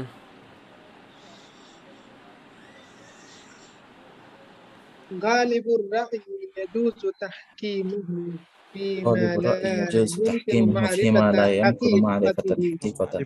الحقيقة। যেখানে কোনো কিছুর মৌলিক গালিবুর রাই বিষয়টি জানা জন্মুর সম্ভব রাই হয় না, জায়েজ আছে সেখানে যখন তাহকিমুহু গালেবের রায় গালিবুর রায় ইয়াজুজু তাহকিমুহু অর্থাৎ ফীমা লাম প্রবল ইউমকিনু ধারণার উপরে মারিফাতা এই হাকিকাতিহি, জিনিসের সিদ্ধান্ত যেখানে দিবে। হাকীকাত বাস্তবতা জানা যেমন সম্পর্কে সম্ভব জানা কোথাও নয়, যায় না, সম্ভব এক নয়, ব্যক্তিকে সেই যেখানে ক্ষেত্রে সে একটা কিবলার গালিবুর রাই গালেবের নির্ধারণ রায়কে করতে জায়েজ আছে। পারছে না, তাহকিম বা গালিবুর রাই হুকুম এক্ষেত্রে পক্ষ সে থেকে সিদ্ধান্তকারী বানানো প্রবল বৈধ ধারণার আছে। উপরেই যেমন কিবলাকে অনেকে নির্ধারণ সফরে গেল, করে নামাজ সফরে পড়বে। গিয়া সেখানে দেখলো যে কেবলা কোন দিকে নির্দিষ্ট করতে পারছে না, সেখানে গালিবের রায়কে তাহকিম বা সিদ্ধান্ত দানকারী বানানো যাবে। আচ্ছা, মাশাআল্লাহ। তো আজকে হচ্ছে আমাদের 195 থেকে পড়েন ওমর ফারুক। কায়দা আল গরামু বিল গনামি। আচ্ছা, বিসমিল্লাহির রহমানির রহিম। 195 নম্বর কায়দা আল গরমু বিল গুনুমি। আল গরমু বিল গুনুমি এটা হাদিসের একটি ভাষ্য, অর্থাৎ হাদিসের মধ্যে এইটা পাওয়া যায়। তো এখানে নবীজি যেটা বলতেছিলেন, অথবা আমরা এখানে কায়দা হিসেবে বলতে পারি যে আল গরমু বিল গুনুমি দ্বারা কী উদ্দেশ্য, অর্থাৎ আল গরমু বিল গুনুমি, যতটুকু উপভোগ করা হবে ততটুকু ক্ষতিপূরণ আসবে। ঠিক আছে, তো কায়দার অর্থ হচ্ছে যতটুকু উপভোগ হবে ততটুকু ক্ষতিপূরণ আসবে। তো এখন এই কায়দা দ্বারা কী উদ্দেশ্য? তো কায়দার উদ্দেশ্য হচ্ছে যে ব্যক্তি কোনো জিনিসের যতটুকু মানফাত অর্জন করবে বা মানফাত লাভ করবে, তো ওই জিনিসের মধ্যে কোনো সমস্যা আসলে সে ততটুকু সেটা ক্ষতিপূরণ বহন করবে। ঠিক আছে, অথবা যে ব্যক্তি যে জিনিসের মানফাত অর্জন করবে ওই জিনিসের ক্ষতিপূরণটাও সে নিজেই বহন করবে। ঠিক আছে, তো কোনো জিনিসের আওয়াজ হয় কোত্থেকে? তো কোনো জিনিসের মানফাত যে ব্যক্তি অর্জন করবে ক্ষতিপূরণ সেই ভোগ করবে। ঠিক আছে, তো মানফাত যার ক্ষতিপূরণ তার। তো এটাই বলতেছে, যেমন উদাহরণ হচ্ছে, যেমন কোনো কোম্পানি অনেকজন শেয়ার আছে, এখন কোম্পানির শেয়ারের মধ্যে, তো শেয়ার অনেক সময় এমন হয় যে শেয়ার অনেক সময় বাড়ে, শেয়ার অনেক সময় কমে। এখন একটা কোম্পানি কয়েকজন মিলে সেটাকে কী করলো, গঠন করলো, এবং সবার জন্য একটি করে পার্সেন্টেজ নির্ধারণ করা হইলো যে কোম্পানির যত লাভ আসবে এটা পার্সেন্টেজ আকারে বন্টন হয়ে যাবে। এখন যে যত পার্সেন্ট লাভ সে এখান থেকে পাচ্ছে, যদি কোম্পানির কোনো ক্ষতি হয়ে যায়, কোম্পানির লোকসান হয়ে যায়, তাহলে তত পার্সেন্ট ক্ষতিও তার জন্য বহন করা আবশ্যকীয়। বা অনেকে দেখা যায় রিয়েল এস্টেটের ব্যবসা করে, তো রিয়েল এস্টেটের ব্যবসা এককভাবে করাটা একটু কষ্টকর হয়ে যায়। এই জন্য অনেকে দেখা যায় যে অনেকজন মিলে একটা রিয়েল এস্টেটের ব্যবসা করলো। এখন সবার জন্য একটা পার্সেন্টেজ নির্ধারিত থাকে যে ব্যবসার 5% তুমি পাবা, 10% তুমি পাবা, হ্যাঁ 20% তুমি পাবা। তো এরকম লাভ্যাংশটা পার্সেন্ট হিসেবে ভাগ হয়ে যায়। তো লাভ্যাংশ যেরকম পার্সেন্টেজ হিসেবে ভাগ হয়ে যায়, তেমনিভাবে ওই ব্যবসার যদি কোনো ক্ষতি চলে আসে, কোনো লোকসান চলে আসে, তাহলে সেটাও সেমভাবে যে যত পার্সেন্ট লাভ এখান থেকে নিত, তত পার্সেন্ট ক্ষতিও সে এখান থেকে নিবে। এই কথা বলা যাবে না যে আমি শুধু লাভই নিব, কোনো ক্ষতি নিব না, এ কথা বলা যাবে না। কারণ হচ্ছে ইসলামের হুকুম এটাই, যে ব্যক্তি যতটুকু মানফাত অর্জন করবে ততটুকু ক্ষতিও তার জন্য বহন করাটা আবশ্যকীয়। ঠিক আছে, আপনি একটা গরুর দুধ খাচ্ছেন, এই গরুকে লালন পালন করা আপনার জন্য আবশ্যক, কারণ আপনি তার থেকে মানফাত অর্জন করতেছেন, এই জন্য তার দায়িত্ব আপনার কাছে। তো আপনি যার থেকে মানফাত অর্জন করেন ওই ব্যক্তির দায়িত্ব আপনার কাছে চলে আসে, এবং তার ভালো মন্দ যা কিছু আছে সব আপনার দায়িত্বে। ঠিক আছে, তো আপনি শুধু দুধই খেয়ে যাবেন, কিন্তু বিনিময়ে তাকে কিছু দিবেন না, তাকে খাওয়াবেন না, অথবা সে মরে গেলে আপনি কোনো দায়বদ্ধতা নেবেন না, এটা হবে না। যতটুকু আপনি মানফাত অর্জন করতেছেন, যতটুকু আপনি লাভ এখান থেকে পাচ্ছেন, ঠিক ততটুকু পরিমাণ ক্ষতিও আপনার বহন করতে হবে। এ হচ্ছে আল গরম বিল গুনুম। হুজুর, এই বর্তমান জমানায় যে ইসলামী ব্যাংক মানুষকে বিভিন্ন ভাবে দেয়, এই সুদের টাকা, বা বলে যে ব্যবসায় এই টাকা তারা খাটাইছে, ওই হিসাবে তার মানুষকে কিছু টাকা দেয়। তো হুজুর, তারা তো বলে যে আমার ব্যবসায় এই টাকাটা খাটাইছি, কিন্তু ব্যবসায় যদি খাটাই থাকে তো এটার মধ্যে লাভ লোকসান উভয়টাই তো ইহতেমাল আছে, কিন্তু মানুষকে তারা শুধু লাভই দেয়, লসের তো আর কোনো জিনিস দেখা যেতেছে না। তো হুজুর, এমন ব্যবসা কি পৃথিবীতে আছে যে ব্যবসা শুধু লাভই হয়, লস হয় না? বা এমন যদি কেউ বলে, এটা কি কতটুকু জায়েজ হবে? না, এটা তো স্পষ্টভাবে হারামি হচ্ছে, যেহেতু তারা শুধু লাভই দিচ্ছে, কোনো ক্ষতির অংশ দিচ্ছে না। তো এই জন্য এই ক্ষতির অংশ যে দিচ্ছেই না, এটা কথা বোঝায় যে তাদের এই জিনিসটা ইসলাম মোতাবেক হচ্ছে না। যদি তারা লাভ এবং ক্ষতি উভয় দিক দিয়েই, এবং তারা কী ব্যবসা করতেছে এটা পরিষ্কার থাকা আবশ্যকীয়। ঠিক আছে, তারা যে টাকাটা দিবে এটা জায়েজ কখন হবে? যখন জানা যাবে যে তারা অমুক ব্যবসায় এত টাকা খাটাইছিল, সেই ব্যবসা থেকে এত টাকা লাভ আসছে, সেখান থেকে এত পার্সেন্ট আমি পাইলাম। যখন এই লেনদেনটা ক্লিয়ার থাকবে তখন এই টাকাটা নেওয়া জায়েজ হবে। কিন্তু যেটা করা হয় ব্যাংকের পক্ষ থেকে, যে তারা এই টাকাটা কোথায় খাটাইছে সেটাও তারা বলে না, এবং সেখানে কত টাকা লাভ আসছে, কত পার্সেন্ট সে শেয়ার হোল্ডারে দিল, এটাও তারা বলে না, এবং যদি লস হয়েছে কি না বা কত পার্সেন্ট লস হয়েছে এটাও তারা বলে না। তো এই পুরোটা হচ্ছে একটি নাজায়েজের মতন হচ্ছে, যেহেতু এখানে কোনো কিছু স্পষ্ট নেই, ক্লিয়ার না, এজন্য জিনিসটা সুদের পর্যায়ে চলে যায়। এই কারণে আমরা বলি যে ইসলামী ব্যাংকে টাকা রাখলে তখন এই সেখান থেকে এই এক্সট্রা টাকাটা নেওয়াটা জায়েজ হবে না, কারণ এটা সুদের মতো হয়ে যায়। যদিও তারা বলতেছে তারা ব্যবসায় খাটাইছে, কিন্তু কোন ব্যবসায় খাটাইছে, কত পার্সেন্ট দিচ্ছে, এগুলো তো ক্লিয়ার না। তারপরে লস হচ্ছে কি না, লস হইলে কত পার্সেন্ট লস দিচ্ছে, এগুলো ক্লিয়ার না। এজন্য এটা এই ব্যাংকের এই কার্যক্রমগুলো জায়েজ হবে না বা জায়েজের আওতায় বলা যায় না। আচ্ছা, এরপরে 196 নম্বর কায়দা, আল গসবু লাইসা বিমুজিবিন লিল মিলকি বিনাফসিহি। আল গসবু লাইসা বিমুজিবিন লিল মিলকি। গসব, গসব করা বা অপহরণ করা অথবা ছিনতাই করা, লাইসা বিমুজিবিন লিল মিলকি বিনাফসিহি, মালিকানাকে আবশ্যক করে না। তো অপহরণ জিনিসটা মালিকানাকে আবশ্যক করে না, এটা আমরা সবাই জানি যে অপহরণ করলে কেউ কিন্তু মালিক হয়ে যায় না। কেউ আপনার কাছ থেকে মোবাইল ছিনতাই করে নিয়ে গেলো, এর মাধ্যমে কি সে মোবাইলে মালিক হয়ে গেল? অবশ্যই না। তো ছিনতাই করলেই কিন্তু কেউ এটার মালিক হয় না, মালিক হওয়ার জন্য জোরালো লাগে। তো যেহেতু ছিনতাইকৃত জিনিসের মালিক সে হচ্ছেই না, তো অতএব এই জিনিসটাকে ব্যবহার করা তার জন্য জায়েজ নেই, বরং তার জন্য আবশ্যক হচ্ছে, ছিনতাইকারীর জন্য আবশ্যক হচ্ছে হুবহু যে জিনিসটা সে গসব করছে সেটাকে হুবহু ফিরিয়ে দেওয়া, এটা তার জন্য আবশ্যক। এর মধ্যে তাসারুফ করা তার জন্য জায়েজ নেই।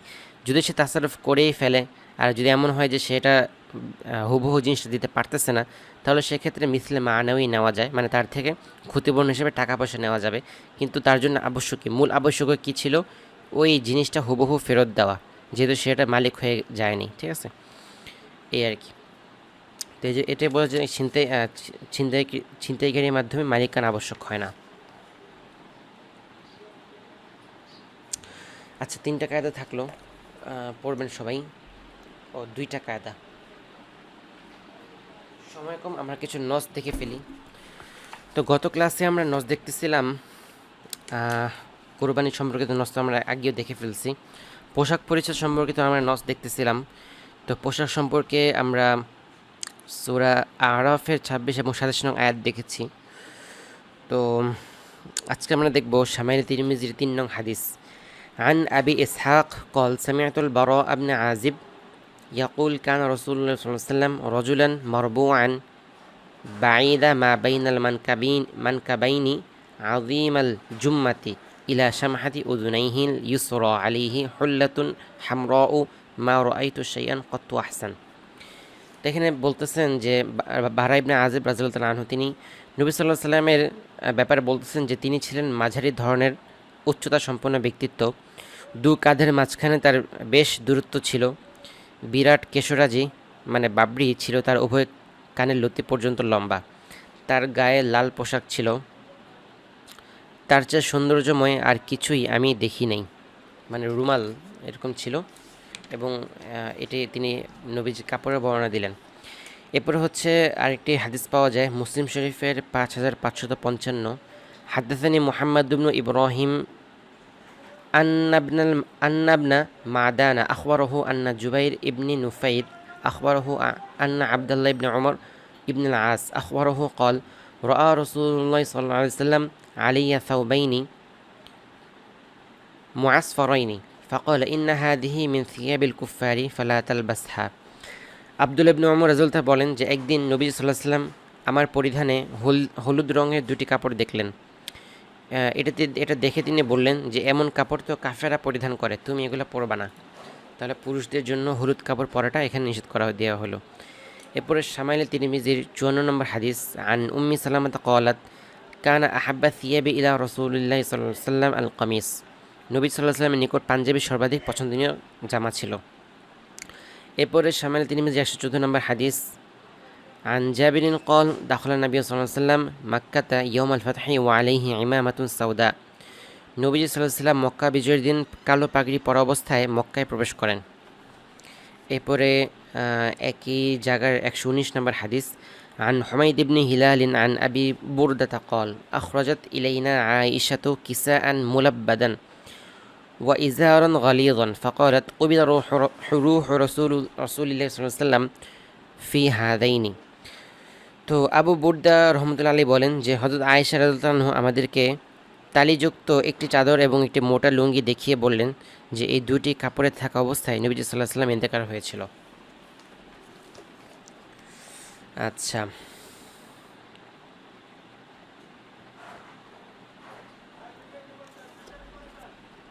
এগুলো হচ্ছে নবীজির কিছু জামা সংক্রান্ত আলোচনা। এরপরে আমরা দেখি কসম সংক্রান্ত কি কি পাওয়া যায়। কসম, সূরা বাকারা 225 নং আয়াত, লা ইউআখিদুকুমুল্লাহু বিল্লাগwi ফি আইমানিকুম ওয়ালাকিন ইউআখিদুকুম বিমা কাসাবাত কুলুবুকুম ওয়াল্লাহু গফুরুন হালিম।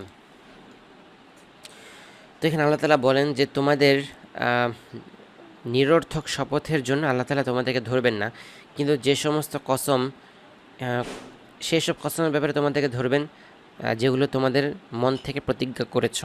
আর আল্লাহ তাআলা হচ্ছেন ক্ষমাকারী ধৈর্যশীল।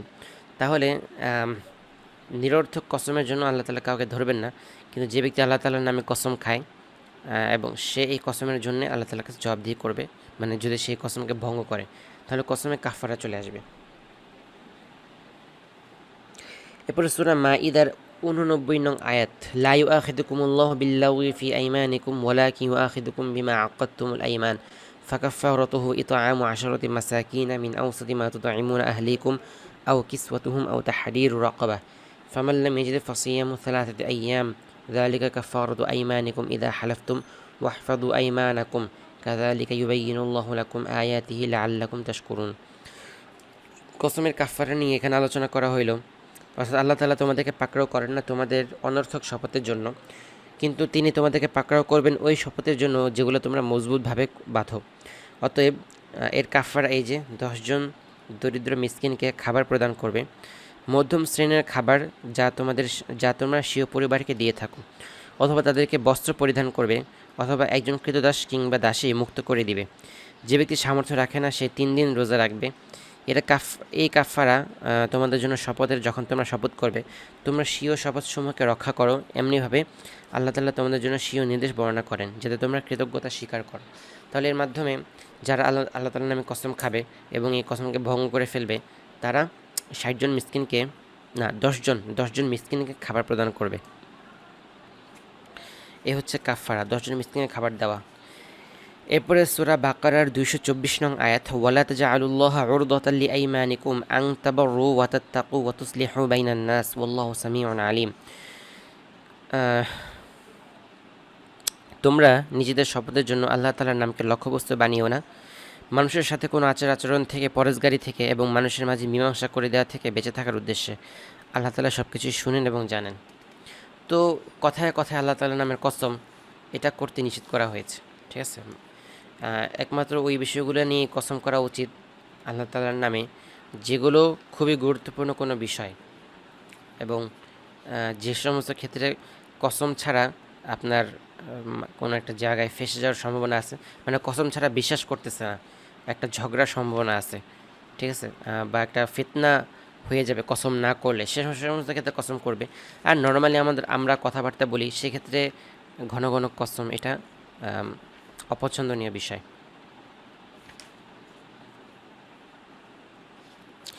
এরপর কসম সংক্রান্ত সূরা নাহলের 91 এবং 92 নং আয়াত, ওয়াউফু বিআহদিল্লাহি ইযা আহাদতুম ওয়া লা তানকুদুল আইমানা বা'দা তাওকীদিহা ওয়া ক্বাদ জাআলতুমুল্লাহা আলাইকুম কাফীলা ইন্নাল্লাহা ইয়া'লামু মা তাফআলুন ওয়া লা তাকুনু কাল্লাতী নাকাদাত গজলাহা মিন বা'দি কুওয়াতি আনকাসা তাত্তাখিদুনা আইমানাকুম দাখলান বাইনাকুম আন তাকুনা উম্মাতুন হিয়া আরবা মিন উম্মাহ ইন্নামা ইয়াবলুকুমুল্লাহু বিহি ওয়া লা ইউবাইয়িনান্না লাকুম ইয়াওমাল কিয়ামাতি মা কুনতুম ফীহি তাখতালিফুন।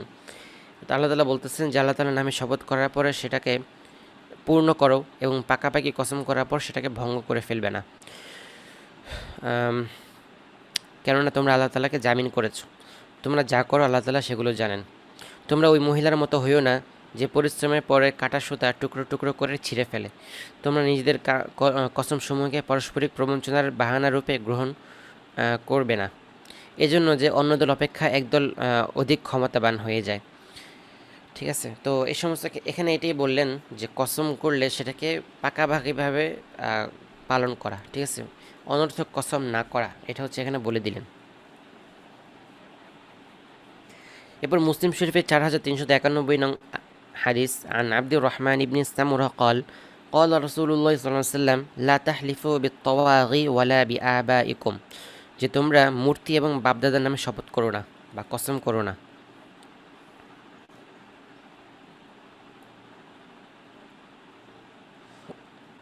ইবনে মুসলিম শরীফের 4362 নম্বর হাদিস عن أبي هريرة قال قال رسول الله صلى الله عليه وسلم من حلف على يمين فرأى غيرها خيرا منها فليأتي الذي هو خير وليكفر عن يمينه। তো এখানে আবু হুরায়রা রাদিয়াল্লাহু আনহু বলতেছেন যে নবী সাল্লাল্লাহু আলাইহি ওয়াসাল্লাম ইরশাদ করেছেন, যে ব্যক্তি কোনো বিষয়ে শপথ করলো অতঃপর এই শপথ করার বিপরীত বিষয়টাকে সে উত্তম মনে করলো, সে যেন সে উত্তম কাজটি করে এবং শপথের বিনিময়ে কাফারা আদায় করে দেয়।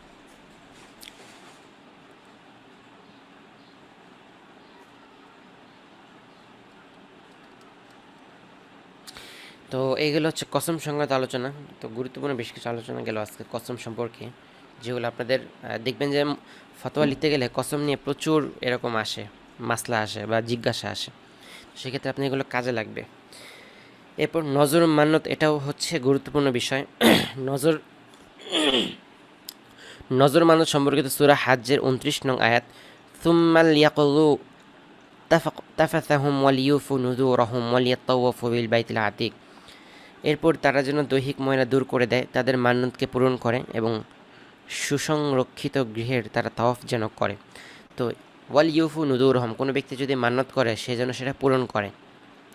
এরপর মুসলিম শরীফের 4382 নম্বর হাদিস, আন ইবনে উমর আন্না উমর قال ইয়া রাসূলুল্লাহ ইন্নী নাযারতু ফিল জাহিলিয়া আন আ'তাকিফা লাইলাতান ফিল মাসজিদিল হারাম قال ফাউফি বিনাযরিক। তো একদা ওমর রাদিয়াল্লাহু আনহু তিনি রাসূলকে বলতেছেন, রাসূল সাল্লাল্লাহু আলাইহি ওয়াসাল্লাম বলতেছেন যে ইয়া রাসূলুল্লাহ, আমি জাহিলি যুগে মসজিদে হারামে ইতিকাফ করার মানত করেছিলাম। তখন রাসূল সাল্লাল্লাহু আলাইহি ওয়াসাল্লাম বললেন, তুমি তোমার মান্যতকে পূরণ করে ফেলো।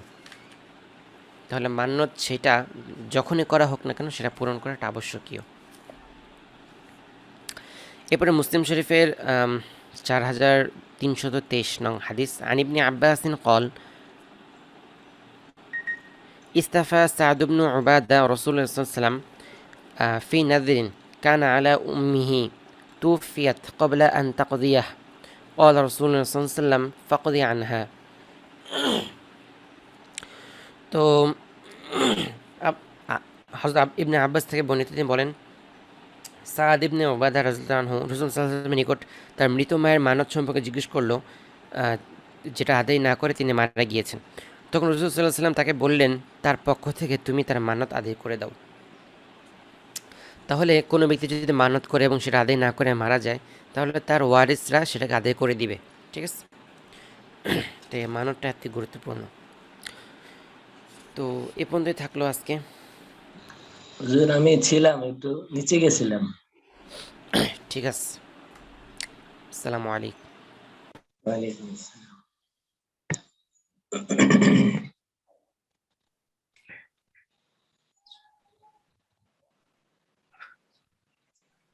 আসসালামু আলাইকুম ওয়া রাহমাতুল্লাহ। ওয়ালাইকুম আসসালাম ওয়া রাহমাতুল্লাহি ওয়া বারাকাতুহু। ওয়ালাইকুম আসসালাম। গত সবকটা শোনেন না?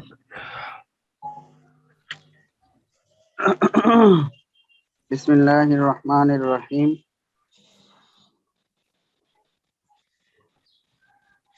এই মূলনীতি অর্থাৎ আল আসলু ফিল বুযই আত তাহরিমু, এই মূলনীতি থেকে বের হয়ে যাবে ফতোয়া কাজী খানে বর্ণিত একটি মাসালা। মাসালাটা হইল, একজন শিশু বাচ্চা যাকে একটা গ্রামের অধিবাসীদের মধ্য থেকে অনেকেই দুগ্ধপান করিয়েছে, সেটা কম বা বেশি হইতে পারে, যাদের পরিমাণ সম্পর্কে জানা যায় নাই যে কারা কারা দুধ পান করিয়েছে, এবং ওই গ্রামের অধিবাসীদের কেউ যদি ওই বাচ্চাটিকে বিবাহ করতে চায়, তাহলে আবুল কাসেম সফার রহমতুল্লাহি আলাইহি বলেছেন এই ব্যাপারে, যদি কোনো আলামত প্রকাশ না হয় এবং কোনো একজনে এই ব্যাপারে সাক্ষ্য না দেয়, তাহলে তার বিবাহ বৈধ আছে, বিবাহ জায়েজ হবে। আর এটা যেন এই মেয়েটির বিবাহের দরজা বন্ধ না হয়ে যায়, এই জন্য অবকাশমূলক একটি বা এটা একটা অবকাশ। সুতরাং দুগ্ধপোষ্য এই মেয়েটা যদি অগণিত মেয়েদের সাথে মিলেমিশে যায়, বা আমি তখন এই মাসালাটার বিধান কি হবে দেখিনি কখনো বা এখনো পর্যন্ত।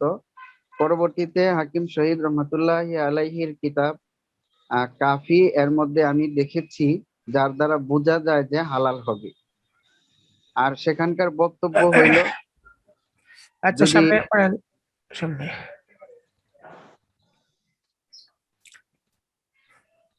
বিসমিল্লাহির রহমানির রহিম সুম্মা ই'লাম আন্নাল বুযআ ওয়া ইন কানাল আসলু ফিহিল আল হাজরু ইকবালু ফি হিল্লিহি খাবরুল ওয়াহিদি ক্বালু লাউ ইশতারা আমাতা যায়দিন ওয়া ক্বালা বাকরুন ওয়াক্কালানি যায়দুন বিবাইইহা ইয়াহিল্লু ওয়াতুহা ওয়া কাযা লাউ জাআত আমাতুন ক্বালাত লিরাজুলিন ইন্না মাওলায়া বা'সানি ইলাইকা হাদিয়াতান ওয়া যান্না সিদকাহা হাল্লা ওয়াতিহু। আচ্ছা, বিসমিল্লাহির রহমানির রহিম। আগে কায়দাকে একটা বলা হয়েছে আল আসলু ফিল আবযাই আত তাহরিমু, মিল্কে বোঝার মধ্যে হারাম হওয়া হচ্ছে আসল। এখন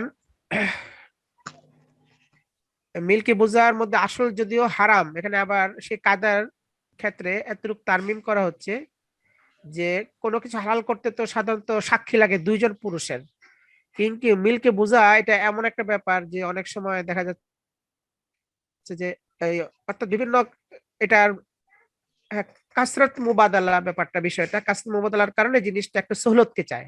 এই জন্য এর মধ্যে এতটুকু সহলত করা হয়েছে যে খবর ওয়াহেদ অন্য ক্ষেত্রে গ্রহণযোগ্য না, হ্যাঁ, কিন্তু এই ক্ষেত্রে অর্থাৎ এই বোঝাকে মিলকে বোঝাকে সাবেত করার জন্য খবর ওয়াহেদও কবুল করা হয়। মানে মিলকে বোঝাটা যে এখানে হুরমতুল আসল, কিন্তু হুরমতটাকে হিল্লত বানানোর জন্য, হালাল করার জন্য খবর ওয়াহেদ এখানে কবুল করা হবে।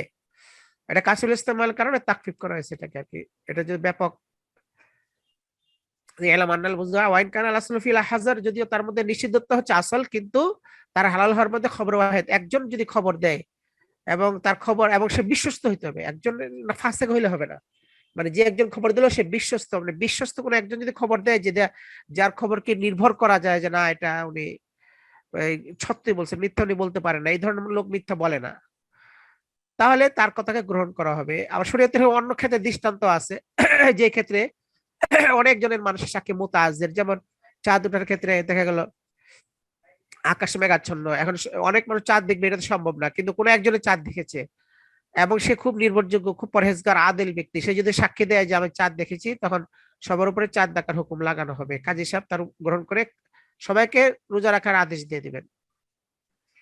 তো একজনের কথা এখানে গ্রহণ করা হলো এই ক্ষেত্রে।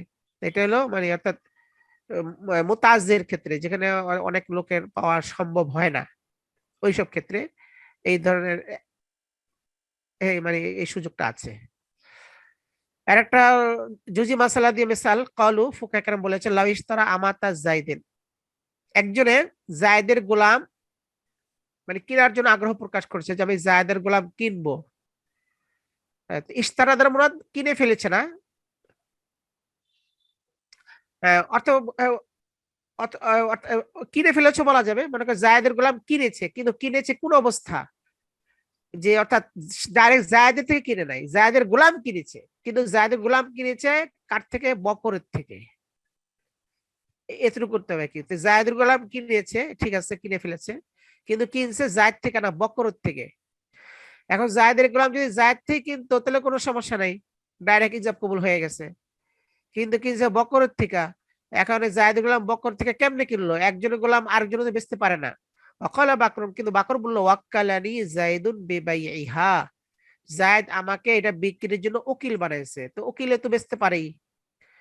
এখন ওয়াকালা বাকরুনের ওয়াওটা কি হালিয়া ধরা যায়? হ্যাঁ, ওয়া হালিয়া ধরা যাবে, তবে ওয়া হালিয়া করতে হলে অকদ কলা, এখানে কদ শব্দ বাড়ানো হয়, ফেলে মাঝে হাল হইলে কদ বাড়ায়, এই জন্য এখানে অবশ্য ওই কদ যেহেতু দেয় নাই, এটাকে আলাদা জুমলা ধরলে অসুবিধা নেই, কিন্তু আগেরটার মধ্যে মাহাজুব মানতে হবে, এতটুকু আর কি, যে জায়েদের আমাত একজনে কিনেছে। পরে কথা বোঝা যায় যে জায়েদ থেকে কিনে নেই। অকালা বাকরুন, বকর বলতেছে, হ্যাঁ, আর যদি অকদ কলা বাকরুন তখন হাল ধরা হইতো, কারণ মাঝে ফেলে মাঝে হাল করলে তার শুরুতে কদ শব্দ আসে।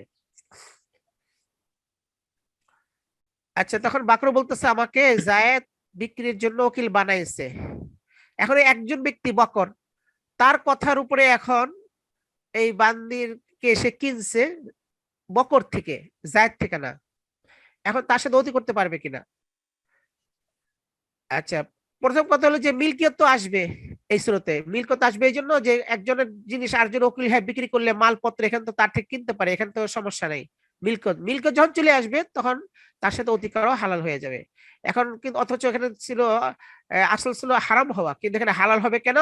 ওই যে সে তার থেকে কিনছে, ওই যে মালিক থেকে কিনে নাই, কিন্তু সে যেহেতু বলছে আমাকে উকিল বানাইছে, তো উকিল বানায় কেনার দ্বারা এই জন্য তখন একজন ব্যক্তির কথার দ্বারাই যদি নির্ভরযোগ্য যদি হয় সে, তাহলে তার সাথে অতি করা হালাল হয়ে যাবে, যদিও এটা সন্দেহপূর্ণ। কিন্তু এরকম যেহেতু এটা ব্যাপক ঘটতেছে জিনিসটা, কাজে এই রাস্তাকে বন্ধ করলে তখন বেচা কিনা এটা একটা মুতাজের কষ্টদায়ক ব্যাপার। আরেকটা মেসাল দিচ্ছে এই সম্পর্কে, অকাদা লাউ জাআত আমাতুন, একজন বান্দি সে আইসা ক্বালাত লিরাজুলিন, এক ব্যক্তি বলতেছে ইন্না মাওলায়া বাআসানি ইলাইক, আমার যে আকা মুনিব আপনার কাছে পাঠাইছে হাদিয়াতান, হাদিয়া হিসেবে, আমি আপনার জন্য হাদিয়া। তো বিভিন্ন জিনিসপত্র হাদিয়া দেওয়া যায়, বান্দিও এরকম হাদিয়া দেওয়ার প্রচলন ছিল, যখন বান্দির প্রচলন ছিল এরকম একজন একজনকে হাদিয়া দিত, বান্দি পাঠাইতো। তো এরকম এক বাদশা তো বান্দি পাঠাইছে ইসলামের কাছে হাদিয়া, ওই যে ইয়েকে হাদিয়া হিসেবে ইব্রাহিম আলাইহিস সালামের কাছে পাঠানোর, ওই যে হযরত জুলাইখা তিনি তো বাদশার হাদিয়া। আচ্ছা যাই হোক, তো হাদিয়া সে পাঠাইছে ওয়াজান্না সিদকাহা, কিন্তু সে বান্দির কথাবার্তা দিয়ে বুঝে গেছে সে মিথ্যে বলতেছে, সে অর্থাৎ এ সত্য বলতেছে, এটা মিথ্যা হতে পারে না। মানে অর্থাৎ দেখা গেলো বান্দির পরহেজগারি, পর্দা পশিদা, নামাজ, তাকওয়া এগুলো দেখেছে, এবং তার কথার ধরন দ্বারা বুঝে গেল যে না সে সত্য বলতেছে, তাহলে হাল্লাওয়াতি হোক, তার সাথে অতি করে হালাল হবে, বাস হাদিয়া হিসেবে গ্রহণ হবে। তবে এই সম্পর্কে অবশ্য বিভিন্ন জন ইশকাল করেছেন, যেমন আল্লামা হামবি রাহমাতুল্লাহ আলাইহি, যিনি শারিহ, ইশকাল করেছেন যে না এখানে তো এই এটার অর্থাৎ এই এই ক্ষেত্রে তো তার মিল্কিয়ত সাবিত হতে হবে আগে, তামলিক তো জরুরি, তামলিকের পরে লৌতির প্রশ্ন, আর এক্ষেত্রে তামলিকের জন্য তো ইজাব কবুল জরুরি, একজন ইজাব করে একজন কবুল করবে, অর্থাৎ দুই পক্ষের তো এখানে মুবাদালা মুআমালা হইতে হবে। তো এই জন্য যে দিছে সে বলে আপনাকে দিলাম হাদিয়া, সে বলবে ঠিক আছে, সে গ্রহণ করে নেবে, গ্রহণ করলাম, এরকম তো এখানে পাওয়া যাচ্ছে না, কাজী বান্দের সাথে অতি হালাল হবে না। তবে তার এই মুসানির পক্ষ থেকে জবাব দেওয়া হয়েছে তার হামবি রাহমাতুল্লাহ আলাইহি, যে এই ক্ষেত্রে হ্যাঁ তাবাদুলা হয়ে গেছে জিমনান, জিমনান মানে অর্থাৎ এখানে মুখে কিছু বলে না, কিন্তু আচরণ দ্বারা, যখন আসলে যে পাঠাইলো বান্দিকে তার পক্ষ থেকে বলেছে তুমি হাদিয়া, আর সে যখন গ্রহণ করলো তখন আমি গ্রহণ করলাম, মানে অর্থাৎ এখানে মুআমালাটা জিমনান হয়ে যাবে তাদের, মানে তাআতি, হাত বহাত। অনেক সময় দেখা যাচ্ছে যে যেমন আপনি দোকান বেলা, হ্যাঁ দোকানে 5 টাকা দিয়ে বলেন একটা কলম দেন, বাস দোকানে কলম দিলাম নিয়ে এসে বলেন, আপনি কিন্তু বলেন নাই যে আমি একটা কলম ক্রয় করলাম, বিক্রি তো বলেন নাই আমি বিক্রি করলাম, বিয়ে তো ইস্তারে তো কিছুই বলে নাই, কিন্তু এই তাআতি মানে হাত বহাত দিলেন দিলেন এর দ্বারাই ওই আকদ হয়ে যাবে, মানে অর্থাৎ এই হাত বহাত নেওয়া দেওয়ার দ্বারা আকদ হয়ে যাবে, কাজে এখানেও জিমনান আকদ হয়ে যাবে, এই জন্য অসুবিধা নেই। ولم أرى حكم ما إذا وكل شخصا في شراء جارية ووصفها فاشترى الوكيل جارية بالصفة ومات قبل أن يسلمها للموكل، فمقتضى القاعدة حرمتها على الموكل لاحتمال أنه اشتراها لنفسه، لأن الوكيل بشراء غير المعين له أن يشتريه لنفسه، وإن كان شراء الوكيل الجارية بالصفات المعينة ظاهرا في الحل، ولكن الأصل التحريم، وينبغي الرجوع إلى قول الوارث لأنه خليفته وله نظائر في الفقه। নাজাইরুন বলেন কেন? نظائر في الفقه। হ্যাঁ আচ্ছা, এখন আরেকটা মাসালা যেটা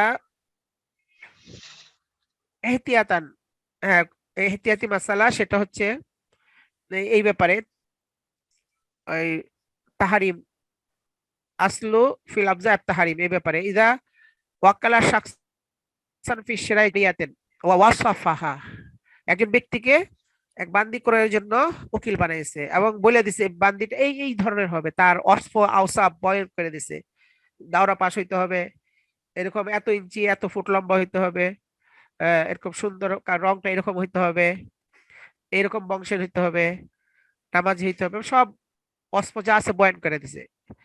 এখন ফাস্তারাল ওয়াকিলু জারিয়াতান বিসিফাতি, এই গুণ অনুযায়ী একটা বান্দি ক্রয় করছে ওকিলে, ঠিক এই গুণ, যে গুণের কথা বলছে ওই গুণ আছে তার, সব ওই গুণ তার ভিতরে আছে।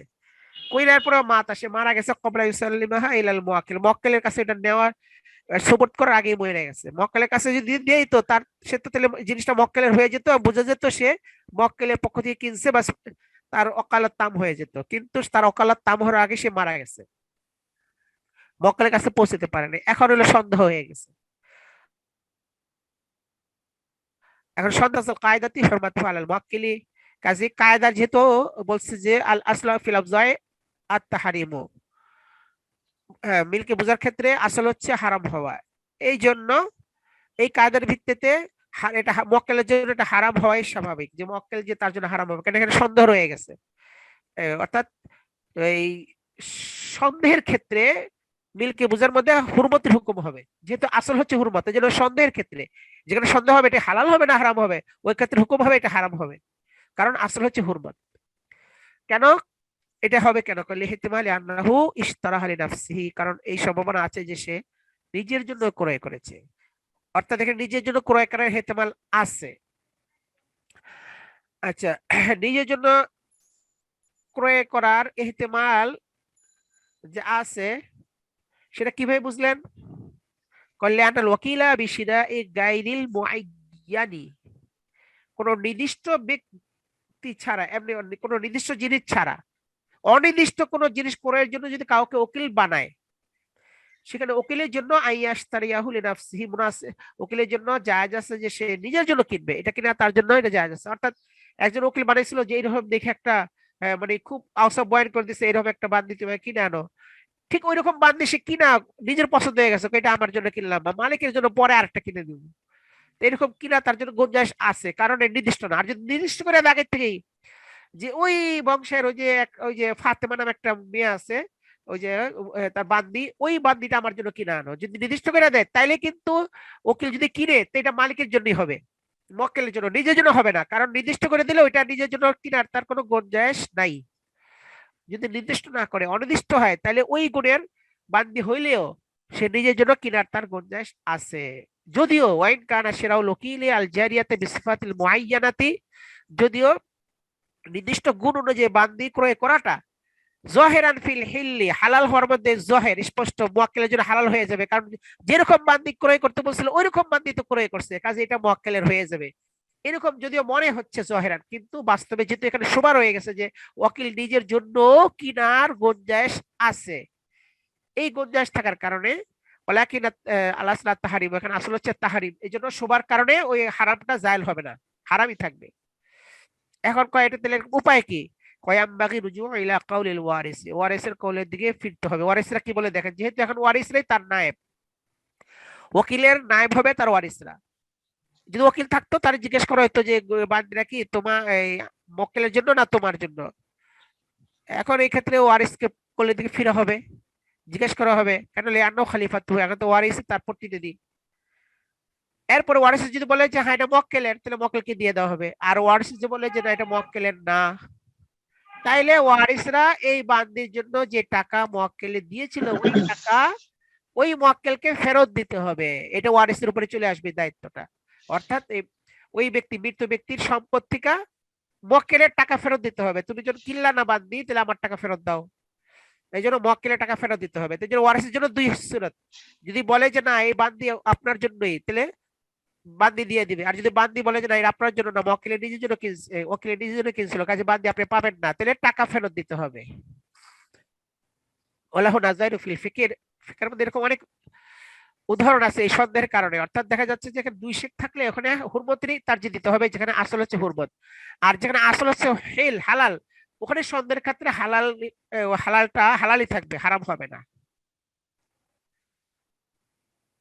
আচ্ছা, ولما كان الأولى الاحتياط في الفروج قال في المضمرات إذا عقد على أمته متنزها عن وطئها حراما على سبيل الاحتمال فهو حسن لاحتمال أن تكون حرة أو معتقة الغير أو محلوفا عليها بعتقها وقد حنس الحالف وكثيرا ما يقع লা সিয়ামান ইযা তাদাওয়ালাত হাল আইডি।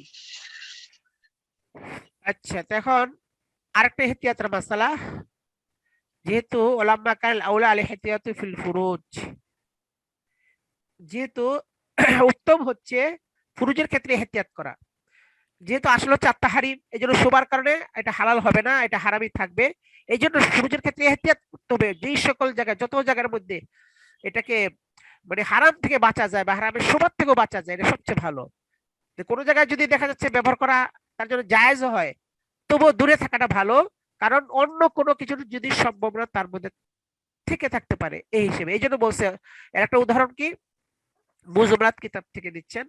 মুজমারাত কিতাবের মধ্যে এই মাসালাটা আছে, যে আকাদা আলা আমাতিহি, কেউ তার বান্দিকে বিবাহ করলো, মানে একজনে আছে, তার বান্দি আছে একটা, সে চাইছে তার সাথে অতি করবে, কিন্তু বললো যে আমি ডাইরেক্ট অতি করবো না, তাকে বিয়া করে তার অতি করবো, এরকম এটা তার জন্য উত্তম। অর্থাৎ বান্দি থাকলেও ডাইরেক্ট ব্যবহার করা না কইরা যদি মানে বিবাহ কইরা ব্যবহার করে, এটা সবচেয়ে ভালো। অর্থাৎ এটা নিরাপদ হয়ে গেল পুরা, মানে এর মধ্যে আর কোনো সন্দেহ রইল না। এখন সে এই নিজের বান্দি, তারপরে কেন আকদ করতে চায়? আকদ মানে আকদে নেকাহ, কয় মুতানাজ্জিহান আন ওতিহি হারামান, কয় যাতে করে তার সাথে হারাম অতি না হয়ে যায়, এর থেকে বাঁচার জন্য। কয় হারাম হবে কেন? সে না কিনছে। কয় আলা সাবিল ইহতিমাল, কয় সম্ভাবনা তো আছে যে তার জন্য এটা হারাম, যদিও কিনছে, কিন্তু এমন হতে পারে যে আসলে এটা বান্দি না, এটা হলো আজাদ, আজাদটাই কিনছে। ওই পরে বলতেছে যে ইহতিমালে, এখন বলতে ফাহুয়া হাসানুন, এরকম যদি কেউ এই হারাম থেকে বাঁচার জন্য বান্দিরে যদি বিবাহ করে তারপরে অতি করে, সেটা তার জন্য সবচেয়ে উত্তম। কেন? ইহতিমালে আন তাকুনা হুররাতান, হতে পারে যে বান্দি হিসেবে কিনছে কিন্তু সে আসলে হুর, আও মুতাকাতাল গায়রি, অথবা হতে পারে যে অন্য এটারে আজাদ করে দিছে, কিন্তু তার সামনে এটা প্রকাশ হয়নি এখনো, এই জন্য ডাইরেক্ট অতি করতে করা ঠিক না। আও মাহলুফান আলাইহা বিইতকিহা, অথবা কেউ তার সাথে কসম হলফ করছিল আজাদ করার ব্যাপারে, যে যদি কারোর সাথে বলছিল যে যদি আমি এরকম আর কখনো এই ওরে মারি, তা আমার বান্দি আজাদ। ওয়াকাদ হানাসাল ওয়াকাদ হানিসাল হালিফু, সে কসমকারী হানিস হয়ে গেছে, অর্থাৎ তারে মারছে, মারার কারণে তো আজাদ। এই সব সম্ভাবনা আছে যে এরকম কিছু হইয়া এটা তার জন্য হারাম হইতে পারে। ওই জন্য সে বিবাহ করে ফেললো, যে বিবাহ করার কারণে এখন আর তার কোনো সন্দেহ রইল না। যদি প্রকৃত বান্দি থাকে তা তো সমস্যা নেই, বান্দি হিসেবে আসা, যদি বান্দি নাও থাকে সমস্যা নেই, বিবাহ করেছে, এইটা হলো সবচেয়ে ভালো। আর বিশেষ করে কাসীর আম্মা ইয়াকাউ, আর এই ধরনের ঘটনা ঘটতে থাকে একটা বান্দির ক্ষেত্রে, যে এরকম হয় একজন আজাদ করে দেয়, আবার হলফ করে, হলফের মাধ্যমে আজাদ হয়, এরকম অনেক কিছু ঘটতে পারে বান্দির ক্ষেত্রে। কখন? ইযা তাদাওয়ালাতিল আইদি, যখন মানুষের হাত তার হাতের মধ্যে হাত বদল হয়, এক হাতে থেকে আরেক হাতে যায়, আরেক হাতে থেকে আরেক হাতে যায়, তার বিভিন্ন রকমের অবস্থা তার হতে পারে, এই সম্ভাবনামূলক। এই জন্য মুজমারাত কিতাবের মধ্যে বলা হয়েছে যদি এই ক্ষেত্রে বিবাহ করার পরে অতি করে, বিবাহ ছাড়া অতি না করে, তাহলে সবচেয়ে ভালো। হ্যাঁ, ইনতাহা, এই মুজমারাতের কিতাবের ইবারত শেষ হলো। সুতরাং বোঝা যাচ্ছে যে এখানে এহতিয়াত, ফুরুজের ক্ষেত্রে এহতিয়াত হচ্ছে এখানে মানে খুব ভালো বিষয়, এহতিয়াত করাটা উত্তম এই ক্ষেত্রে। ফামা ওয়াকাআ লিবাদি শাফিইয়্যাতি মিন আন্না ওয়াতিয়াস সারারি আল্লাতি ইউজলাবনা লিয়াউমা মিনার রুমি ওয়াল হিন্দি ওয়াত তুর্কি হারামুন আচ্ছা, ইল্লা এখানে ওই যে আগে যে ই করলো, ওই যে ওয়াকিল নিজের জন্য কিনতে পারে, এটা ইল্লত বয়ান করছে, যে হইতে পারে সে নিজের জন্য কিনছে, এইরকম কথাটা এইভাবে না বইলা মুহাসসির বলতেছে যে এইভাবে যদি বলে যে আল্লাহ ফি তাআলিল, ইল্লাতের মধ্যে এটা বলা উত্তম, আইয়াকুল লি আদামে তাহাক্কুকি আন্নাহু ইস্তারাহা লিল মুওয়াক্কিল, মুওয়াক্কিলের জন্য কিনছে এই কথাটা নিশ্চিত না হওয়া, এই জন্য তার জন্য অতিটা হালাল না। কেন? লিআন হিনাইযিন ইয়াকুনু সাওয়াবুল হুরমাতি মুতাহাক্কিকান, ওই সময় হুরমতের সওয়াবটা পাওয়া যাচ্ছে। লিআন্নাহা ক্বাবলা শিরা কানাত মুহাররামাত আলাল মুওয়াক্কিল, কিনার আগে তো মুওয়াক্কিলের জন্য হারাম ছিল। ওয়ালাম তাজিল হুরমাতু বিহাদা শিরা আল আরিজ লিহিতিমাল আন তাকুন ইশতারি নাফসি। এখন ওইখানে তো বলছিল, ইল্লত বলছিল কি, যে ওকিল নিজের জন্য কিনতে পারে, ইহতিমালের কারণে মুওয়াক্কিলের জন্য হারাম বা দেশাততি করা। এখন বলছে এটাকে এইভাবে না বইলা, যে নিজের জন্য কিনতে পারে এই কথা না বইলা, যদি এইভাবে বলে যে এটা মুহাক্কিকের মুওয়াক্কিলের জন্য ক্রয় করাটা নিশ্চিত প্রমাণিত নয়, হ্যাঁ, এটা বলে সবচেয়ে ভালো। অর্থাৎ এটা মুয়াক্কেলের ইল্লতটা হুরমতের ইল্লত হয়ে যাচ্ছে এটা, যে যেহেতু বান্দিকে অতি করবে কেমনে, এই বান্দিটা মুয়াক্কেলের জন্য হওয়াটা নিশ্চিত না, তো এই ইল্লতটা বলাটা সবচেয়ে ভালো।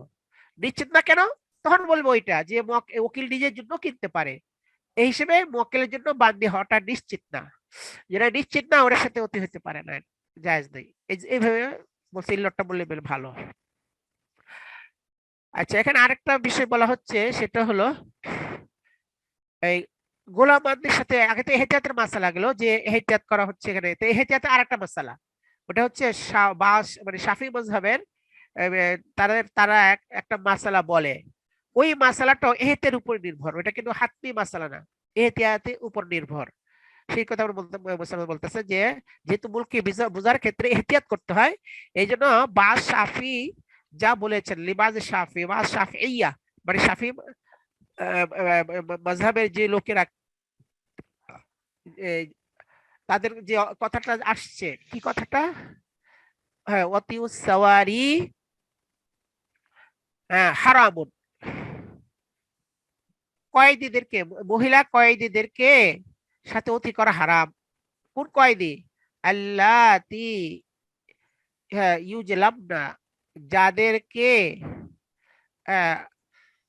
হাসিল করা হয়েছে আলিয়ামা এখন মিনার রুমি, রুম থেকে, অর্থাৎ দারুল হরব থেকে, রোম হিন্দ তুর্ক, মিনার রুমি অল হিন্দি ও তুর্কি, অর্থাৎ দারুল হরব, দারুল হরব থেকে, রোম হিন্দ তুর্ক, দারুল হরব থেকে যাদেরকে হাসিল করা হয়েছে, অর্থাৎ দারুল হরবের মধ্যে ওই জায়গার মধ্যে কোনো লড়াই টড়াই হয়েছে, লড়াই হওয়ার পর কিছু বান্দি কয়েদ হয়েছে, এই কয়েদির সাথে অতি করা হারাম, এই কয়েদিদের সাথে অতি করা যাবে না।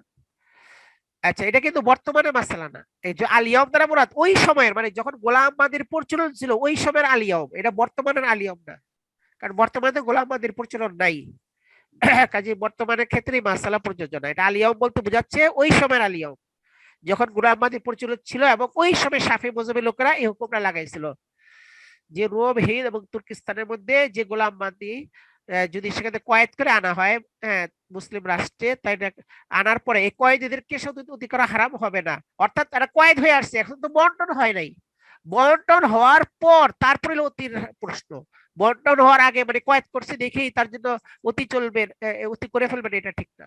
এটা বলতেছে ইল্লা আইয়ান তাসিবা ফিল মাগানিমি, হ্যাঁ, কেবলমাত্র ওই স্রোতে হালাল হবে যখন মুকারর হবে গনিমতের মাল বন্টনের ক্ষেত্রে জিহাদিল ইমাম, ইমামের পক্ষ থেকে, মানে ইমামুল জিহাদ অথবা ইমাম দেশের রাষ্ট্রপ্রধানের পক্ষ থেকে এই গনিমতের মালের মধ্যে মোকারা হবে, অর্থাৎ নির্বাচিত করা হবে মান এমন ব্যক্তিকে, ইউহসিনু কিসমাতাহা, যে ভালোকেরা এগুলো ভাগ করতে পারে, গনিমতের মাল যে ভালো ভাগ করতে পারে, ফায়ুকাসসিমাহা, সে এগুলোকে বন্টন করে দিবে, মিন গায়রি হাইফিন, কোনো জিয়াদাতি বাড়াবাড়ি ছাড়া, ওয়ালা জুলমে জুলুম ছাড়া, বাড়াবাড়ি জুলুম ছাড়া, যদি অর্থাৎ ন্যায় ইনসাফ ভাবে বন্টন করে, এরপরে যদি নিজের বন্টনের মধ্যে বান্দি পড়ে, তখন তার সাথে অতি করা হালাল হবে, এর আগে খালি কয়েদ করে আনলেই তার সাথে অতি হালাল হবে না, এটা বলেছেন।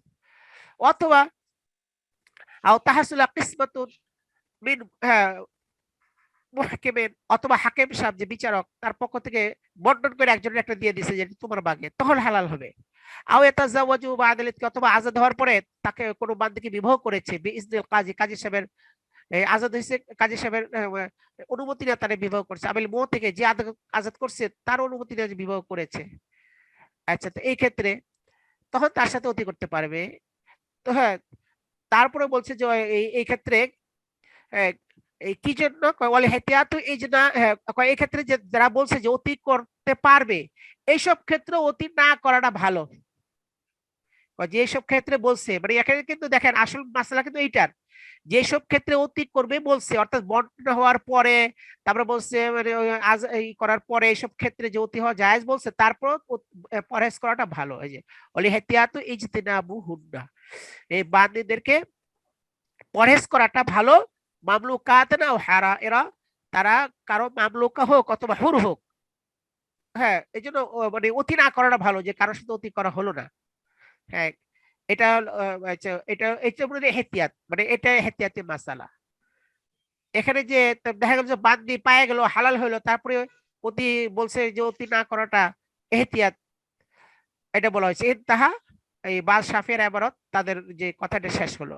এর ফলে এটা যে বলা হয়েছে এটা ওয়ারিউন, এটা হচ্ছে পরহেজগারি, অর্থাৎ এখানে যে বলেছে এহতিয়াত হলো তাদের থেকে বিরত থাকা, যদি অতি করা হালাল তবু অতি না করা, অর্থাৎ আপনার জিম্মায় চলে আসছে, আপনার ভাগে চলে আসছে, তারপর অতি না করাটা উত্তম। অন্য কোনো কাজ দিবেন তার দ্বারা, ঘরের কাজ, বিভিন্ন কাজ বাদ দিয়ে সে বিভিন্ন কাজ করবে, ওই অতি না করাটা উত্তম। হ্যাঁ, এটা পরহেজগারি। কারণ ওই যে বলছে যে কোনো সম্ভাবনা থাকতে পারে যে হয়তো সে পুরোপুরি বান্দি না, অথবা আজাদ কিন্তু ধরে নিয়ে আসছে তারে, অথবা অন্যের মোতাক বিভিন্ন স্রোত হইতে পারে, এই জন্য এটাই পরহেজগারি। কিন্তু এটা লা হুকমুল লাজিম, লাজিমি হুকুম না, যেটা করতে হবে এরকম লাজিমি হুকুম না। কেন লাজিমি হুকুম না? এই জন্য কে বান্দি কে বান্দি না এটা তো নির্ধারিত হয়ে যাবে। হ্যাঁ, আপনার এই ইয়ার দ্বারাই, মানে নিয়ম মতো মাসালার দ্বারা। কি মাসালা? ফাইনাল জারিয়াতাল মাজহুলাতাল হাল আল মারজিউ ফিহা ইলা সাহিবিল ইয়াদি ইন কানাত সগীরাতান। কয় যেই বান্দিটা মাজহুলাতুল হাল, মানে যার অবস্থা জানা নাই, যেটা বান্দি কিনা বা কোন পর্যায়ের কি, তার সম্পর্কে তো আপনি নিশ্চিত হইতে হওয়ার দুইটা রাস্তা, দেখতে হবে সে কি নাবালক না বালিকা। যদি নাবালক হয় সেই ক্ষেত্রে যার হাতে আছে আল মারজু ফিহা ইলা সাহিবিল ইয়াদ, যার হাতে আছে তার দিকে ফিরতে হবে যে এটা কি, সে কি বান্দি না হুর, বা তার অবস্থা কি, তো সে যা বলবে ওইটার উপরে হুকুম হবে।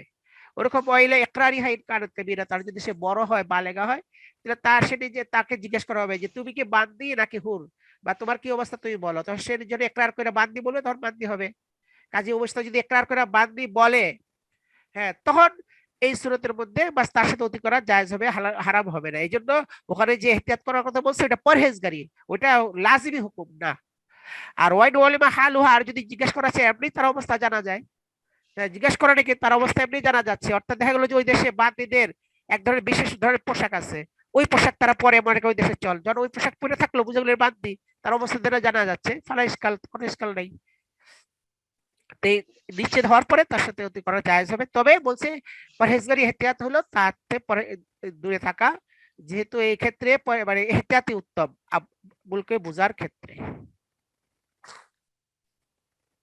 আচ্ছা, তারপরে তামবিহুন ফি মিরাজিদ দিরায়াতি মিন কিতাবিল হাজরি ওয়াল ইবাহাতি আন্না আসহাবানা রাহিমাহুমুল্লাহু ইহতাতু ফি আমরিল ফুরুজি ইল্লা ফি মাসআলাতিন লাউ কানাত জারিয়াতুন বাইনা শারিকাইনি ওয়াদআ কুল্লু মিনহুমা আন্নাহু ইয়াখাফু আলাইহা মিন শারিকিহি ওয়া তালাবা আন তুদআ আলা ইয়াদি আদলিন লা ইউজাবু ইলা যালিকা ওয়া ইন্নামা তাকুনু ইনদা কুল্লি ওয়াহিদিন ইয়াওমান হাসমাতাল লিল মিলকি। ইনতাহা। আচ্ছা, এখন পরিশেষে তাম্বিহুন একটা দৃষ্টি আকর্ষণ করা হচ্ছে, মানে আগে যে বললো এহতিয়াত উত্তম, বা কিছু ক্ষেত্রে আছে এহতিয়াত হ্যাঁ করাটা সম্ভব হয় না, ওই ক্ষেত্রে এহতিয়াত চলবে না। ওরকম একটা মাসালা দিচ্ছে এখানে ফি মিরাজিল দিরায়া, মিরাজুদ দিরা কিতাবের মধ্যে, কিতাবিল হাজরি ওয়াল ইবাহা, কিতাবুল হাজরি ওয়াল ইবাহা মানে আল হাজর ওয়াল ইবাহার অধ্যায়ে, আল হাজরু মানে মানা নিষিদ্ধ, অবাহাত মানে অনুমোদিত, বৈধ, অবৈধ জিনিস কি কি, তার বয়ানের মধ্যে অধ্যায়ের মধ্যে এটা আছে যে আন্না সাহাবানা রাহিমাহুল্লাহ, আমাদের আসহাব যারা আছেন আসহাবে হানাফিয়া, হ্যাঁ আসহাবে হানাফিয়া মানে অর্থাৎ হানাফি যারা ইমাম যারা, তারা ইহতা ইহতাকু, তারা এহতিয়াত করতেন ফি আমরিল ফুরুজ, হ্যাঁ মানে বিলকে বোঝার ক্ষেত্রে বা ফুরুজের ক্ষেত্রে এহতিয়াত করতেন খুব, এই জন্য পরহেজগার মানে দূরে থাকতেন, বা এই ক্ষেত্রে যত সম্ভব, যেহেতু আসলে হলো আল হুরমাত, এই জন্য খুব মানে পরহেজ করতেন এই ব্যাপারে, এহতিয়াত করতেন। তবে ইল্লাফি মাসালাত, একটা মাসালার মধ্যে দেখা যাচ্ছে এহতিয়াত না, বরঞ্চ এহতিয়াতকে বর্জন করেছেন একটা মাসালায়। কেন? ওটা অন্য কারণে।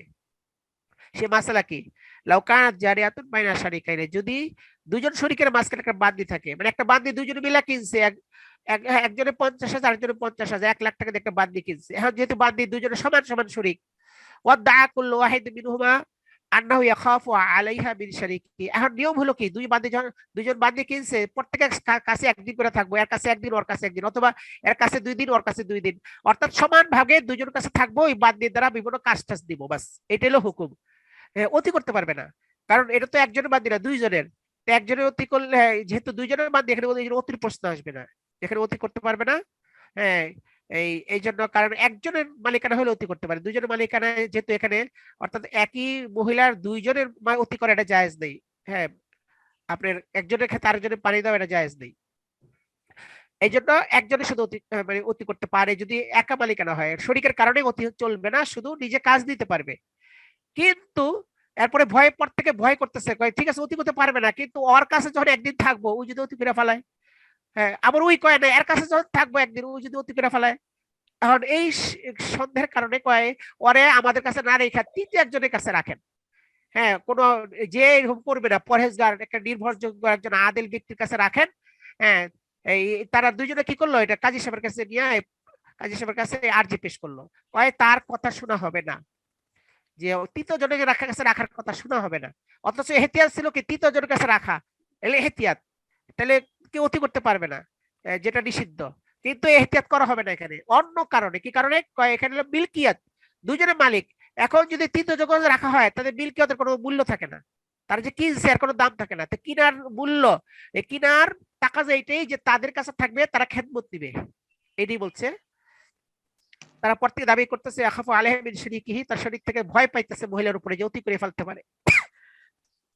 তলাবা, এবং পর থেকে চাইতেছে আনতুজা আলা ইয়াদি আদলিন, তৃতীয় কোনো আদলের হাতে তাকে রাখা হোক। ওয়ালা ইউজাবু ইলা যালিক, কয় লা ইউজাবু ইলা যালিক, কয় এই ক্ষেত্রে তাদের কথাকে শোনা হবে না, অর্থাৎ তৃতীয় জনের কাছে রাখা হবে না, তাদের কাছেই রাখা হবে সমান সমান। অথবা তাদের টাকা অনুযায়ী যদি এমন হয় একজনের দিছে 75 টাকা আরেকজন দিছে 25,000 টাকা, যে 75,000 টাকা দিছে তার কাছে 3 দিন থাকবো, যে 25,000 টাকা দিছে তার কাছে 1 দিন থাকবো, অর্থাৎ টাকা অনুযায়ী মিলকিয়ত অনুযায়ী ও ভাগ হবে। এটা কেন করা হয়েছে? ওয়াইনা মাতা কোন না করলে ওয়াহিদিন ইয়াউমান, প্রত্যেকের কাছে একদিন করে থাকবে, অথবা টাকা অনুযায়ী হিসেবে থাকবে, হাসমাতাল লিল মিলকি, মিলকিয়তের হেফাজতের জন্য, তাদের মালিকানার হেফাজত। যদি এভাবে না করে তৃতীয় জনের কাছে রাখে তাহলে কিনা লাভ কি? মালিকানার হেফাজত হয় না। মালিকের হেফাজতের জন্য এখানে ইহতিয়াতের মাসালা সাইরা, এখানে ওই তাদের যে আসল মূল মিলকিয়তের দিকে এখানে ইহতিয়াত লিহাজ করা হয়েছে। আচ্ছা, আসসালামু আলাইকুম ওয়া রাহমাতুল্লাহ।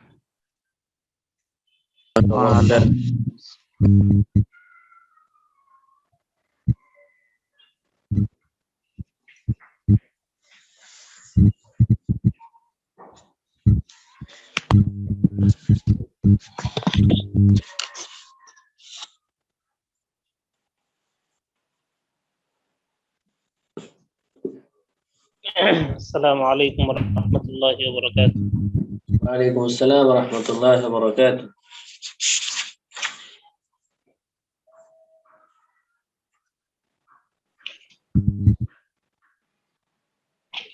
কেমন আছেন সবাই? আলহামদুলিল্লাহ। ভালো আছেন? জি আলহামদুলিল্লাহ।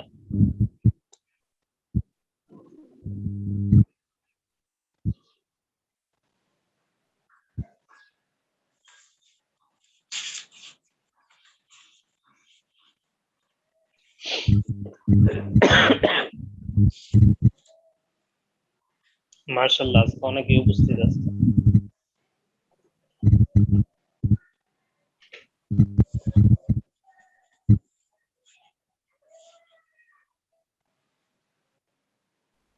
আচ্ছা, আমাদের পড়া কোথায় ছিল মনে আছে? কোন বিষয়ের উপর যেন আলোচনা চলতেছিল? বিষয়টা শেষ হয়েছিল।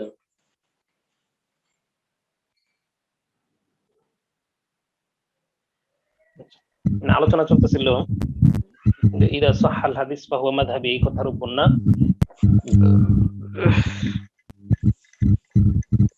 যে আল্লামা ইবনে আবিদিন শামী রাহিমাহুল্লাহর যে বক্তব্য, শর্ত, দ্বিতীয় শর্ত, সেই শর্তকে সামনে রেখে কয়েকটা কথা বলা হচ্ছিল। মূল কথা এটাই, মাযহাবের কোন একটা মাযহাবের অনুসরণ করা এটা তো ঠিক আছে, কিন্তু অন্ধ বক্তা হওয়া যাবে না। বুঝে আসছে? ওনার আল্লামা ইবনে আবিদিন শামী রাহিমাহুল্লাহর বলেছিলাম এটা হলো ওনার একটা হুসনে ইতিকাদ। আল্লামা ইবনে আবিদিন শামী রাহিমাহুল্লাহর এই কথার দ্বারা বোঝা যায় যে মাযহাবের ভিতরেই থাকতে হবে, সেই সহি হাদিসের উপর আমল করা যাবে না। অথচ যদি এরকম হয় বিষয়টা যে মারজুহ কৌল, যেটা এর বিপরীত, সহি হাদিসের বিপরীত যে কৌলটা পাওয়া গেল, দেখা গেল সেটা মাযহাবের কোনো কৌল অনুযায়ী তো হবে, সেটা শুধু কিয়াস নির্ভরশীল। কিয়াস নির্ভরশীল এমন একটা মারজুহ কৌলের উপর আমল করতে গিয়ে যদি কোনো একটা গুনাহে লিপ্ত হওয়ার আশঙ্কা থাকে, নাজায়েজ কাজ করার মতো আশঙ্কা থাকে, তাহলে তখন রাজেহ কৌল যেটা আছে, অর্থাৎ সেই সহি হাদিসের উপরে আমল করতে হবে। সহি হাদিস যখন সামনে আসবে তখন সেটার উপর আমল করতে হবে। এটা সবার জন্য না। এমন আলেম যিনি ইজতিহাদ করার মতো যোগ্যতা রাখে, যার ওসিউন নজর আছে, যার তাহকিকের ভিতর যার ইআতেদাল আছে, ইনসাফ আছে, এমন ব্যক্তি যখন সেই সহি হাদিসকে সামনে রেখে যখন তিনি বুঝবেন যে রাজেহ কৌল কোনটার উপর আমল করলে সেটা গ্রহণযোগ্য হবে, ওই অনুযায়ী সে আমল করবে। অনেক সময় মারজুহ কৌলের উপরও আমল করতে হয়। এক দুইটা উদাহরণ মনে হয় দিছিলাম।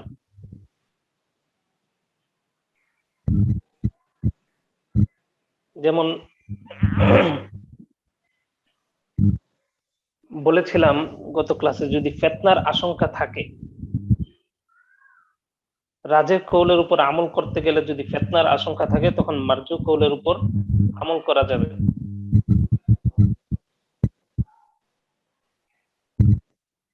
আম্মা জান আয়েশা রাদিয়াল্লাহু তাআলা আনহা থেকে বর্ণিত,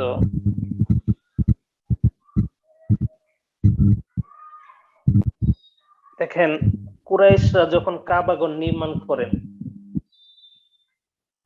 ইব্রাহিম আলাইহিস সালাতু ওয়াস সালাম কাবাগর যতটুকু অংশের উপর নির্মাণ করেছিলেন, তারা আর্থিক ভাবে দুর্বল হওয়ার কারণে কুরাইশরা ততটুকু জায়গার উপর কিন্তু নির্মাণ করতে পারেন নাই। ওই যে হাতিমে কাবা যেটা দাগ দেওয়া আছে, আমার কথা বোঝা যাচ্ছে? বুঝে শোনা যাচ্ছে? জি জি আওয়াজ হইতেছে কেন একটা, এই যে এরকম?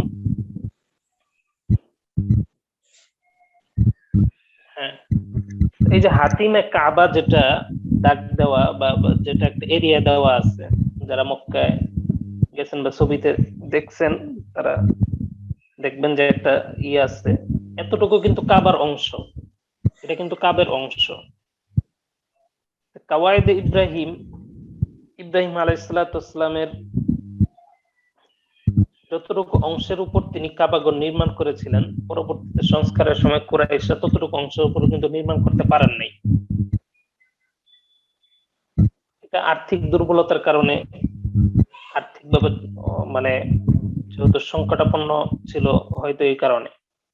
কিন্তু রাসূলুল্লাহ সাল্লাল্লাহু আলাইহি ওয়াসাল্লাম যখন কাবাগর নির্মাণ করতে গেলেন, পুনরায় সংস্কার করতে গেলেন, তখন কিন্তু ওই অংশটাকে তিনি বাদ দিয়ে এর উপর নির্মাণ করেন। যে অংশটা কুরাইশরা আগে নির্মাণ করতে পারেন নাই, সেটাকেও তিনি নিয়ে এরপর পুরোটাকে নির্মাণ করেন নাই। কেন? কাওয়াইদ ইব্রাহিমের উপর তিনি ভিত্তি প্রস্তর স্থাপন করলে, পুরোটা করলে, তখন দেখা যেত যে অনেকে বলা বলি শুরু করতো যে কাবাগর আরো বাড়ানো হচ্ছে, মুহাম্মদ কাবাগর আরো বাড়াচ্ছে, বা এই ধরনের বিভিন্ন ধরনের ফিতনা তখন দেখা যেত।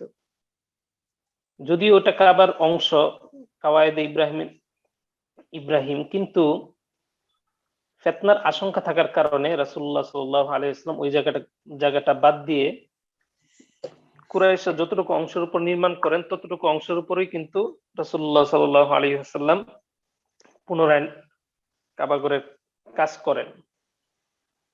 তো জানেব রাজে দিক কোনটা ছিল? বিষয়টা তো ছিল যে কাওয়াইদে ইব্রাহিম পুরোটাকে নিয়েই যেন কাবাঘর পুনরায় আবার কাজ নির্মাণ করা হয়, কিন্তু তা না করে সেই অংশটাকে বাদ দিলেন, অর্থাৎ মারজু একটা বিষয়ের উপর আমল করলেন। এটা কেন? ফিতনা থেকে বাঁচার জন্য। ফিতনা থেকে বাঁচার জন্য। এই ধরনের কিছু বিষয় আছে, যেরকম কসর করা সফর অবস্থায়, এটা আমাদের নিকট কি? ওয়াজিব। ওয়াজিব, না করলে গুনাহ হবে। যদি একে একই নামাজ পড়ে জামাতের সাথে আদায় না করে তাহলে কসর করতে হবে। কিন্তু অন্যান্য মাযহাবে ইখতিয়ার দেওয়া আছে না এটা? জি, পুরা করা আওলা, উত্তম। উত্তম। এখন আমরা যে কসরটাকে ওয়াজিব সাবিত করি সফর অবস্থায়, এটা কিন্তু আব্দুল্লাহ ইবনে মাসউদ রাদিয়াল্লাহু তাআলা আনহু হাদিসের মাধ্যমেই। একবার আব্দুল্লাহ ইবনে মাসউদ রাদিয়াল্লাহু তাআলা আনহু এবং উসমান রাদিয়াল্লাহু তাআলা আনহু খলিফাতুল মুসলিমিন, তো দুইজন একই সফরে ছিলেন। তখন উসমান রাদিয়াল্লাহু তাআলা আনহু কিন্তু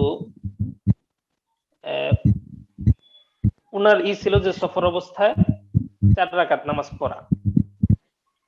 উনি 4 রাকাত নামাজ পড়লেন, কিন্তু আব্দুল্লাহ ইবনে মাসউদ রাদিয়াল্লাহু তাআলা আনহু উনি তো কায়েল ছিলেন যে 2 রাকাত নামাজ পড়া, কসর করা। তো হাদিস এরকমই আসছে। আর মানে 4-এর কথাই আসছে, তাহলে বোঝা গেল হয়তো জোহরের নামাজ হবে, অথবা আসরের নামাজ হবে বা এশারের নামাজ হবে। যখন উসমান রাদিয়াল্লাহু তাআলা আনহু 4 রাকাত নামাজ পড়লেন, সেটা আব্দুল্লাহ ইবনে মাসউদ রাদিয়াল্লাহু তাআলা আনহু বুঝতে পারলেন, তখন তিনিও সেখানে 4 রাকাতই নামাজ পড়লেন। রাজে কৌল তো আব্দুল্লাহ ইবনে মাসউদ রাদিয়াল্লাহু তাআলা আনহুর নিকট রাজে কৌল হলো 2 রাকাত নামাজ পড়া, কিন্তু তিনি রাজে কৌল ওই সময় বাদ দিয়ে মারজু কৌলের উপর আমল করলেন। কেন? ফিতনা থেকে বাঁচার জন্য। হ্যাঁ, যেহেতু এখানে একটা ইখতিলাফ হয়ে যাবে, ফিতনা হতে পারে, এই জন্য তিনি 4 রাকাতের উপরে আমল করলেন।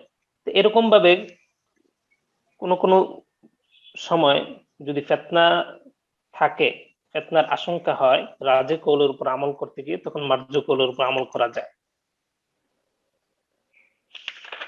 আচ্ছা, আল্লামা ইবনে আবিদিন শামী রাহিমাহুল্লাহ তার এই দ্বিতীয় শর্ত, এটার ভিতরে কিছু অভিযোগ তুলেছেন, এতরাজ তুলেছেন হানাফি কিছু ফুকায়ে কেরাম। তো যাই হোক, এই ধরনের শর্ত ঠিক আছে, বাকি এতটা বাড়াবাড়ি করা যাবে না। যখন সহিহ হাদিস, যেহেতু ইমাম আবু হানিফা রাহিমাহুল্লাহ বলছেন ইদা সাহাল হাদিস ফাহুয়া মাযহাবি, সহিহ হাদিস আসবে তখন দেখতে হবে, নজর ফিকির দিয়ে দেখতে হবে যে রাজে কৌল কোনটা, মারজুহ কৌল কোনটা, সেই অনুযায়ী তখন আমল করতে হবে। এরপর ওয়াল হাসিল, এখান থেকে আল্লামা ইবনে আবিদিন শামী রাহিমাহুল্লাহ এই কথার সারমর্ম এখানে তিনি বয়ান করতেছেন। এখান থেকে পড়েন মাওলানা রফিকুল ইসলাম।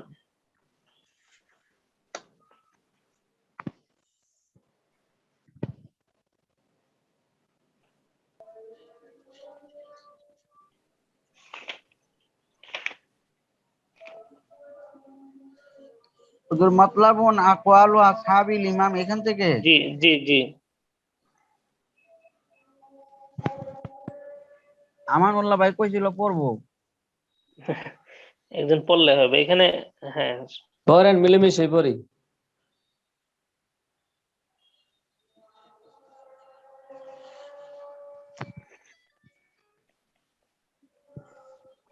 বিসমিল্লাহির রহমানির রহিম। মাতলাবুন আকওয়ালু আসহাবিল ইমাম ওয়াল মাসাইলু আল মাবনিয়াতু আলাল উরফি ওয়াজ যারুরাতি ওয়া তাখরিজাতুল মাশাইখ আলা কওয়াইদিল ইমাম গায়রু খারিজাতিন মিনাল মাযহাবিল হানাফিয়্যা ওয়াল হাসিলু আন্না মাকালাত। এখানে কিন্তু যে পড়াটা হবে পিছনে এই ধরনের ইবারত গেছে, পিছনে এই ধরনের কথা গেছে।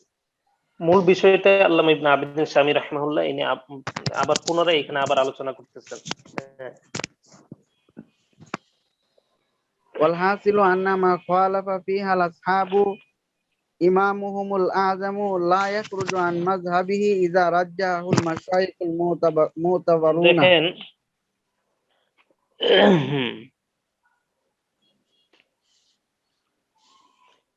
কিছু কিছু মাসলা তো এমন আছে যে সকল মাসলার মধ্যে ইমাম আজম রাহিমাহুল্লাহ, ইমাম আবু হানিফা রাহিমাহুল্লাহ যারা ছাত্র ছিলেন, তো ওনারা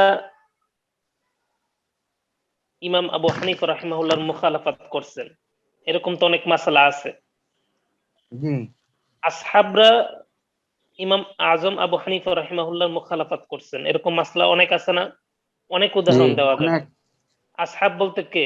আসহাব বলতে ইমাম আবু ইউসুফ, ইমাম মুহাম্মদ, ইমাম জুফার, হাসান ইবনে জিয়াদ, ওনারাই তো।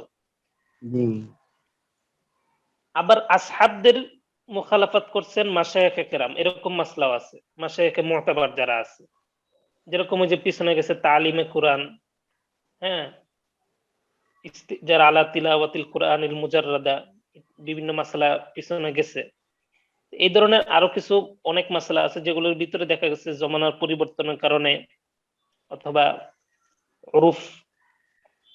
উরুফের কারণে, বিভিন্ন কারণে, জরুরতের কারণে মাশায়েখে কেরাম তারাও আসহাবদের মুখালাফাত করছেন।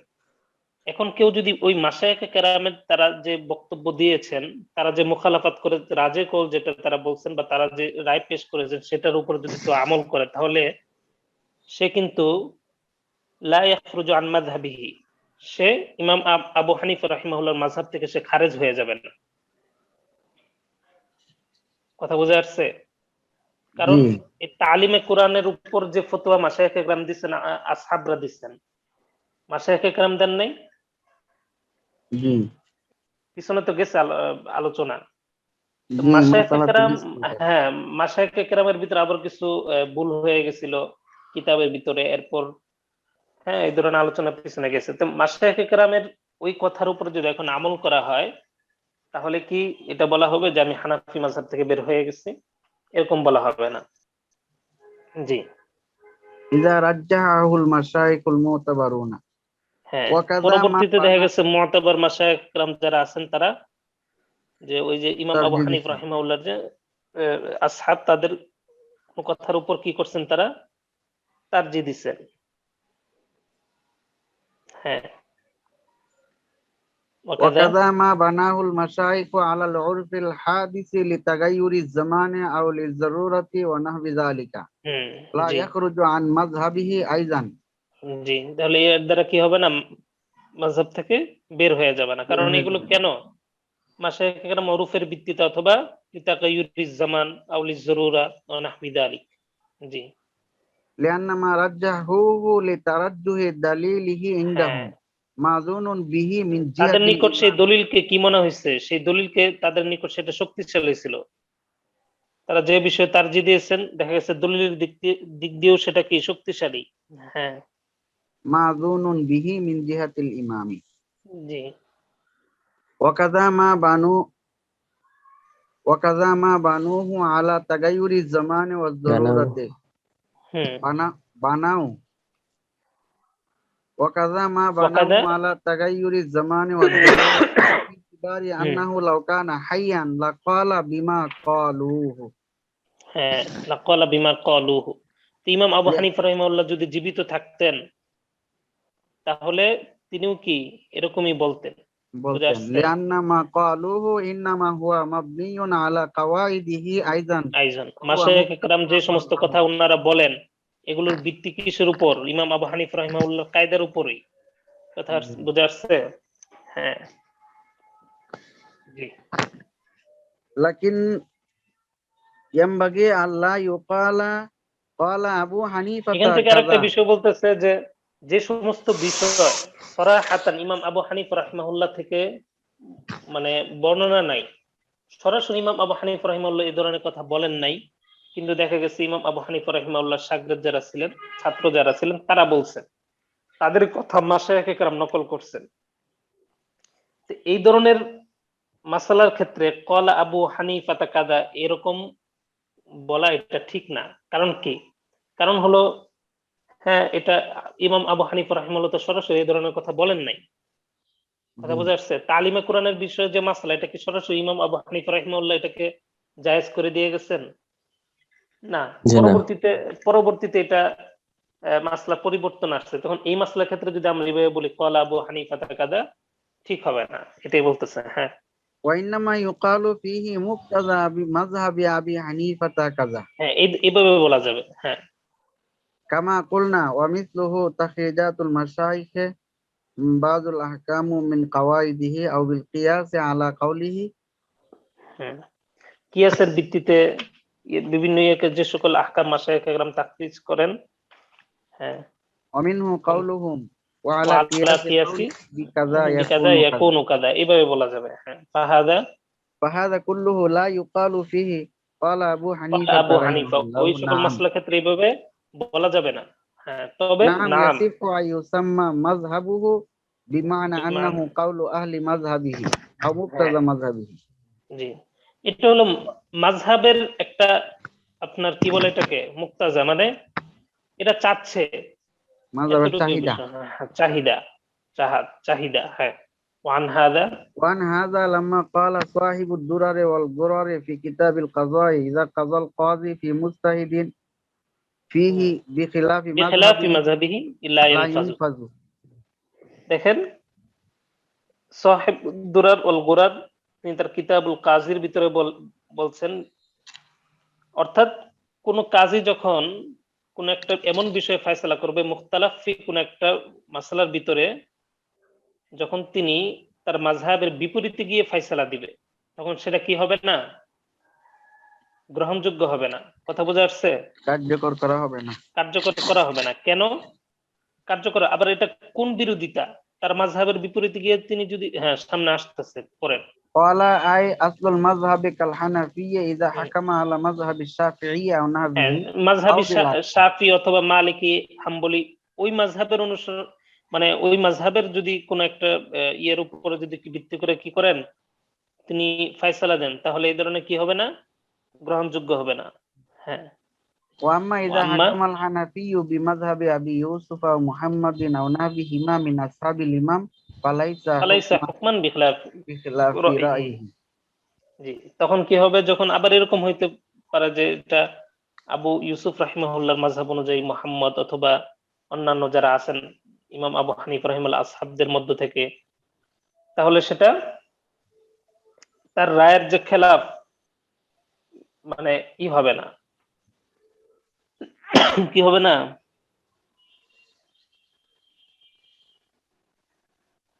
কথা বলেন না কে?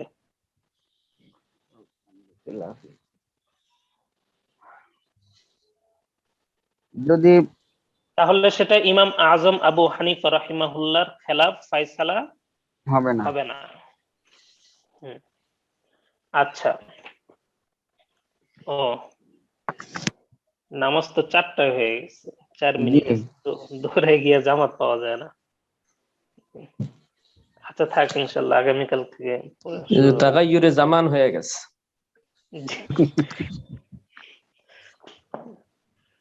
আচ্ছা, আসসালামু আলাইকুম ওয়া রাহমাতুল্লাহ। ওয়ালাইকুম আসসালাম ওয়া রাহমাতুল্লাহি ওয়া বারাকাতুহু।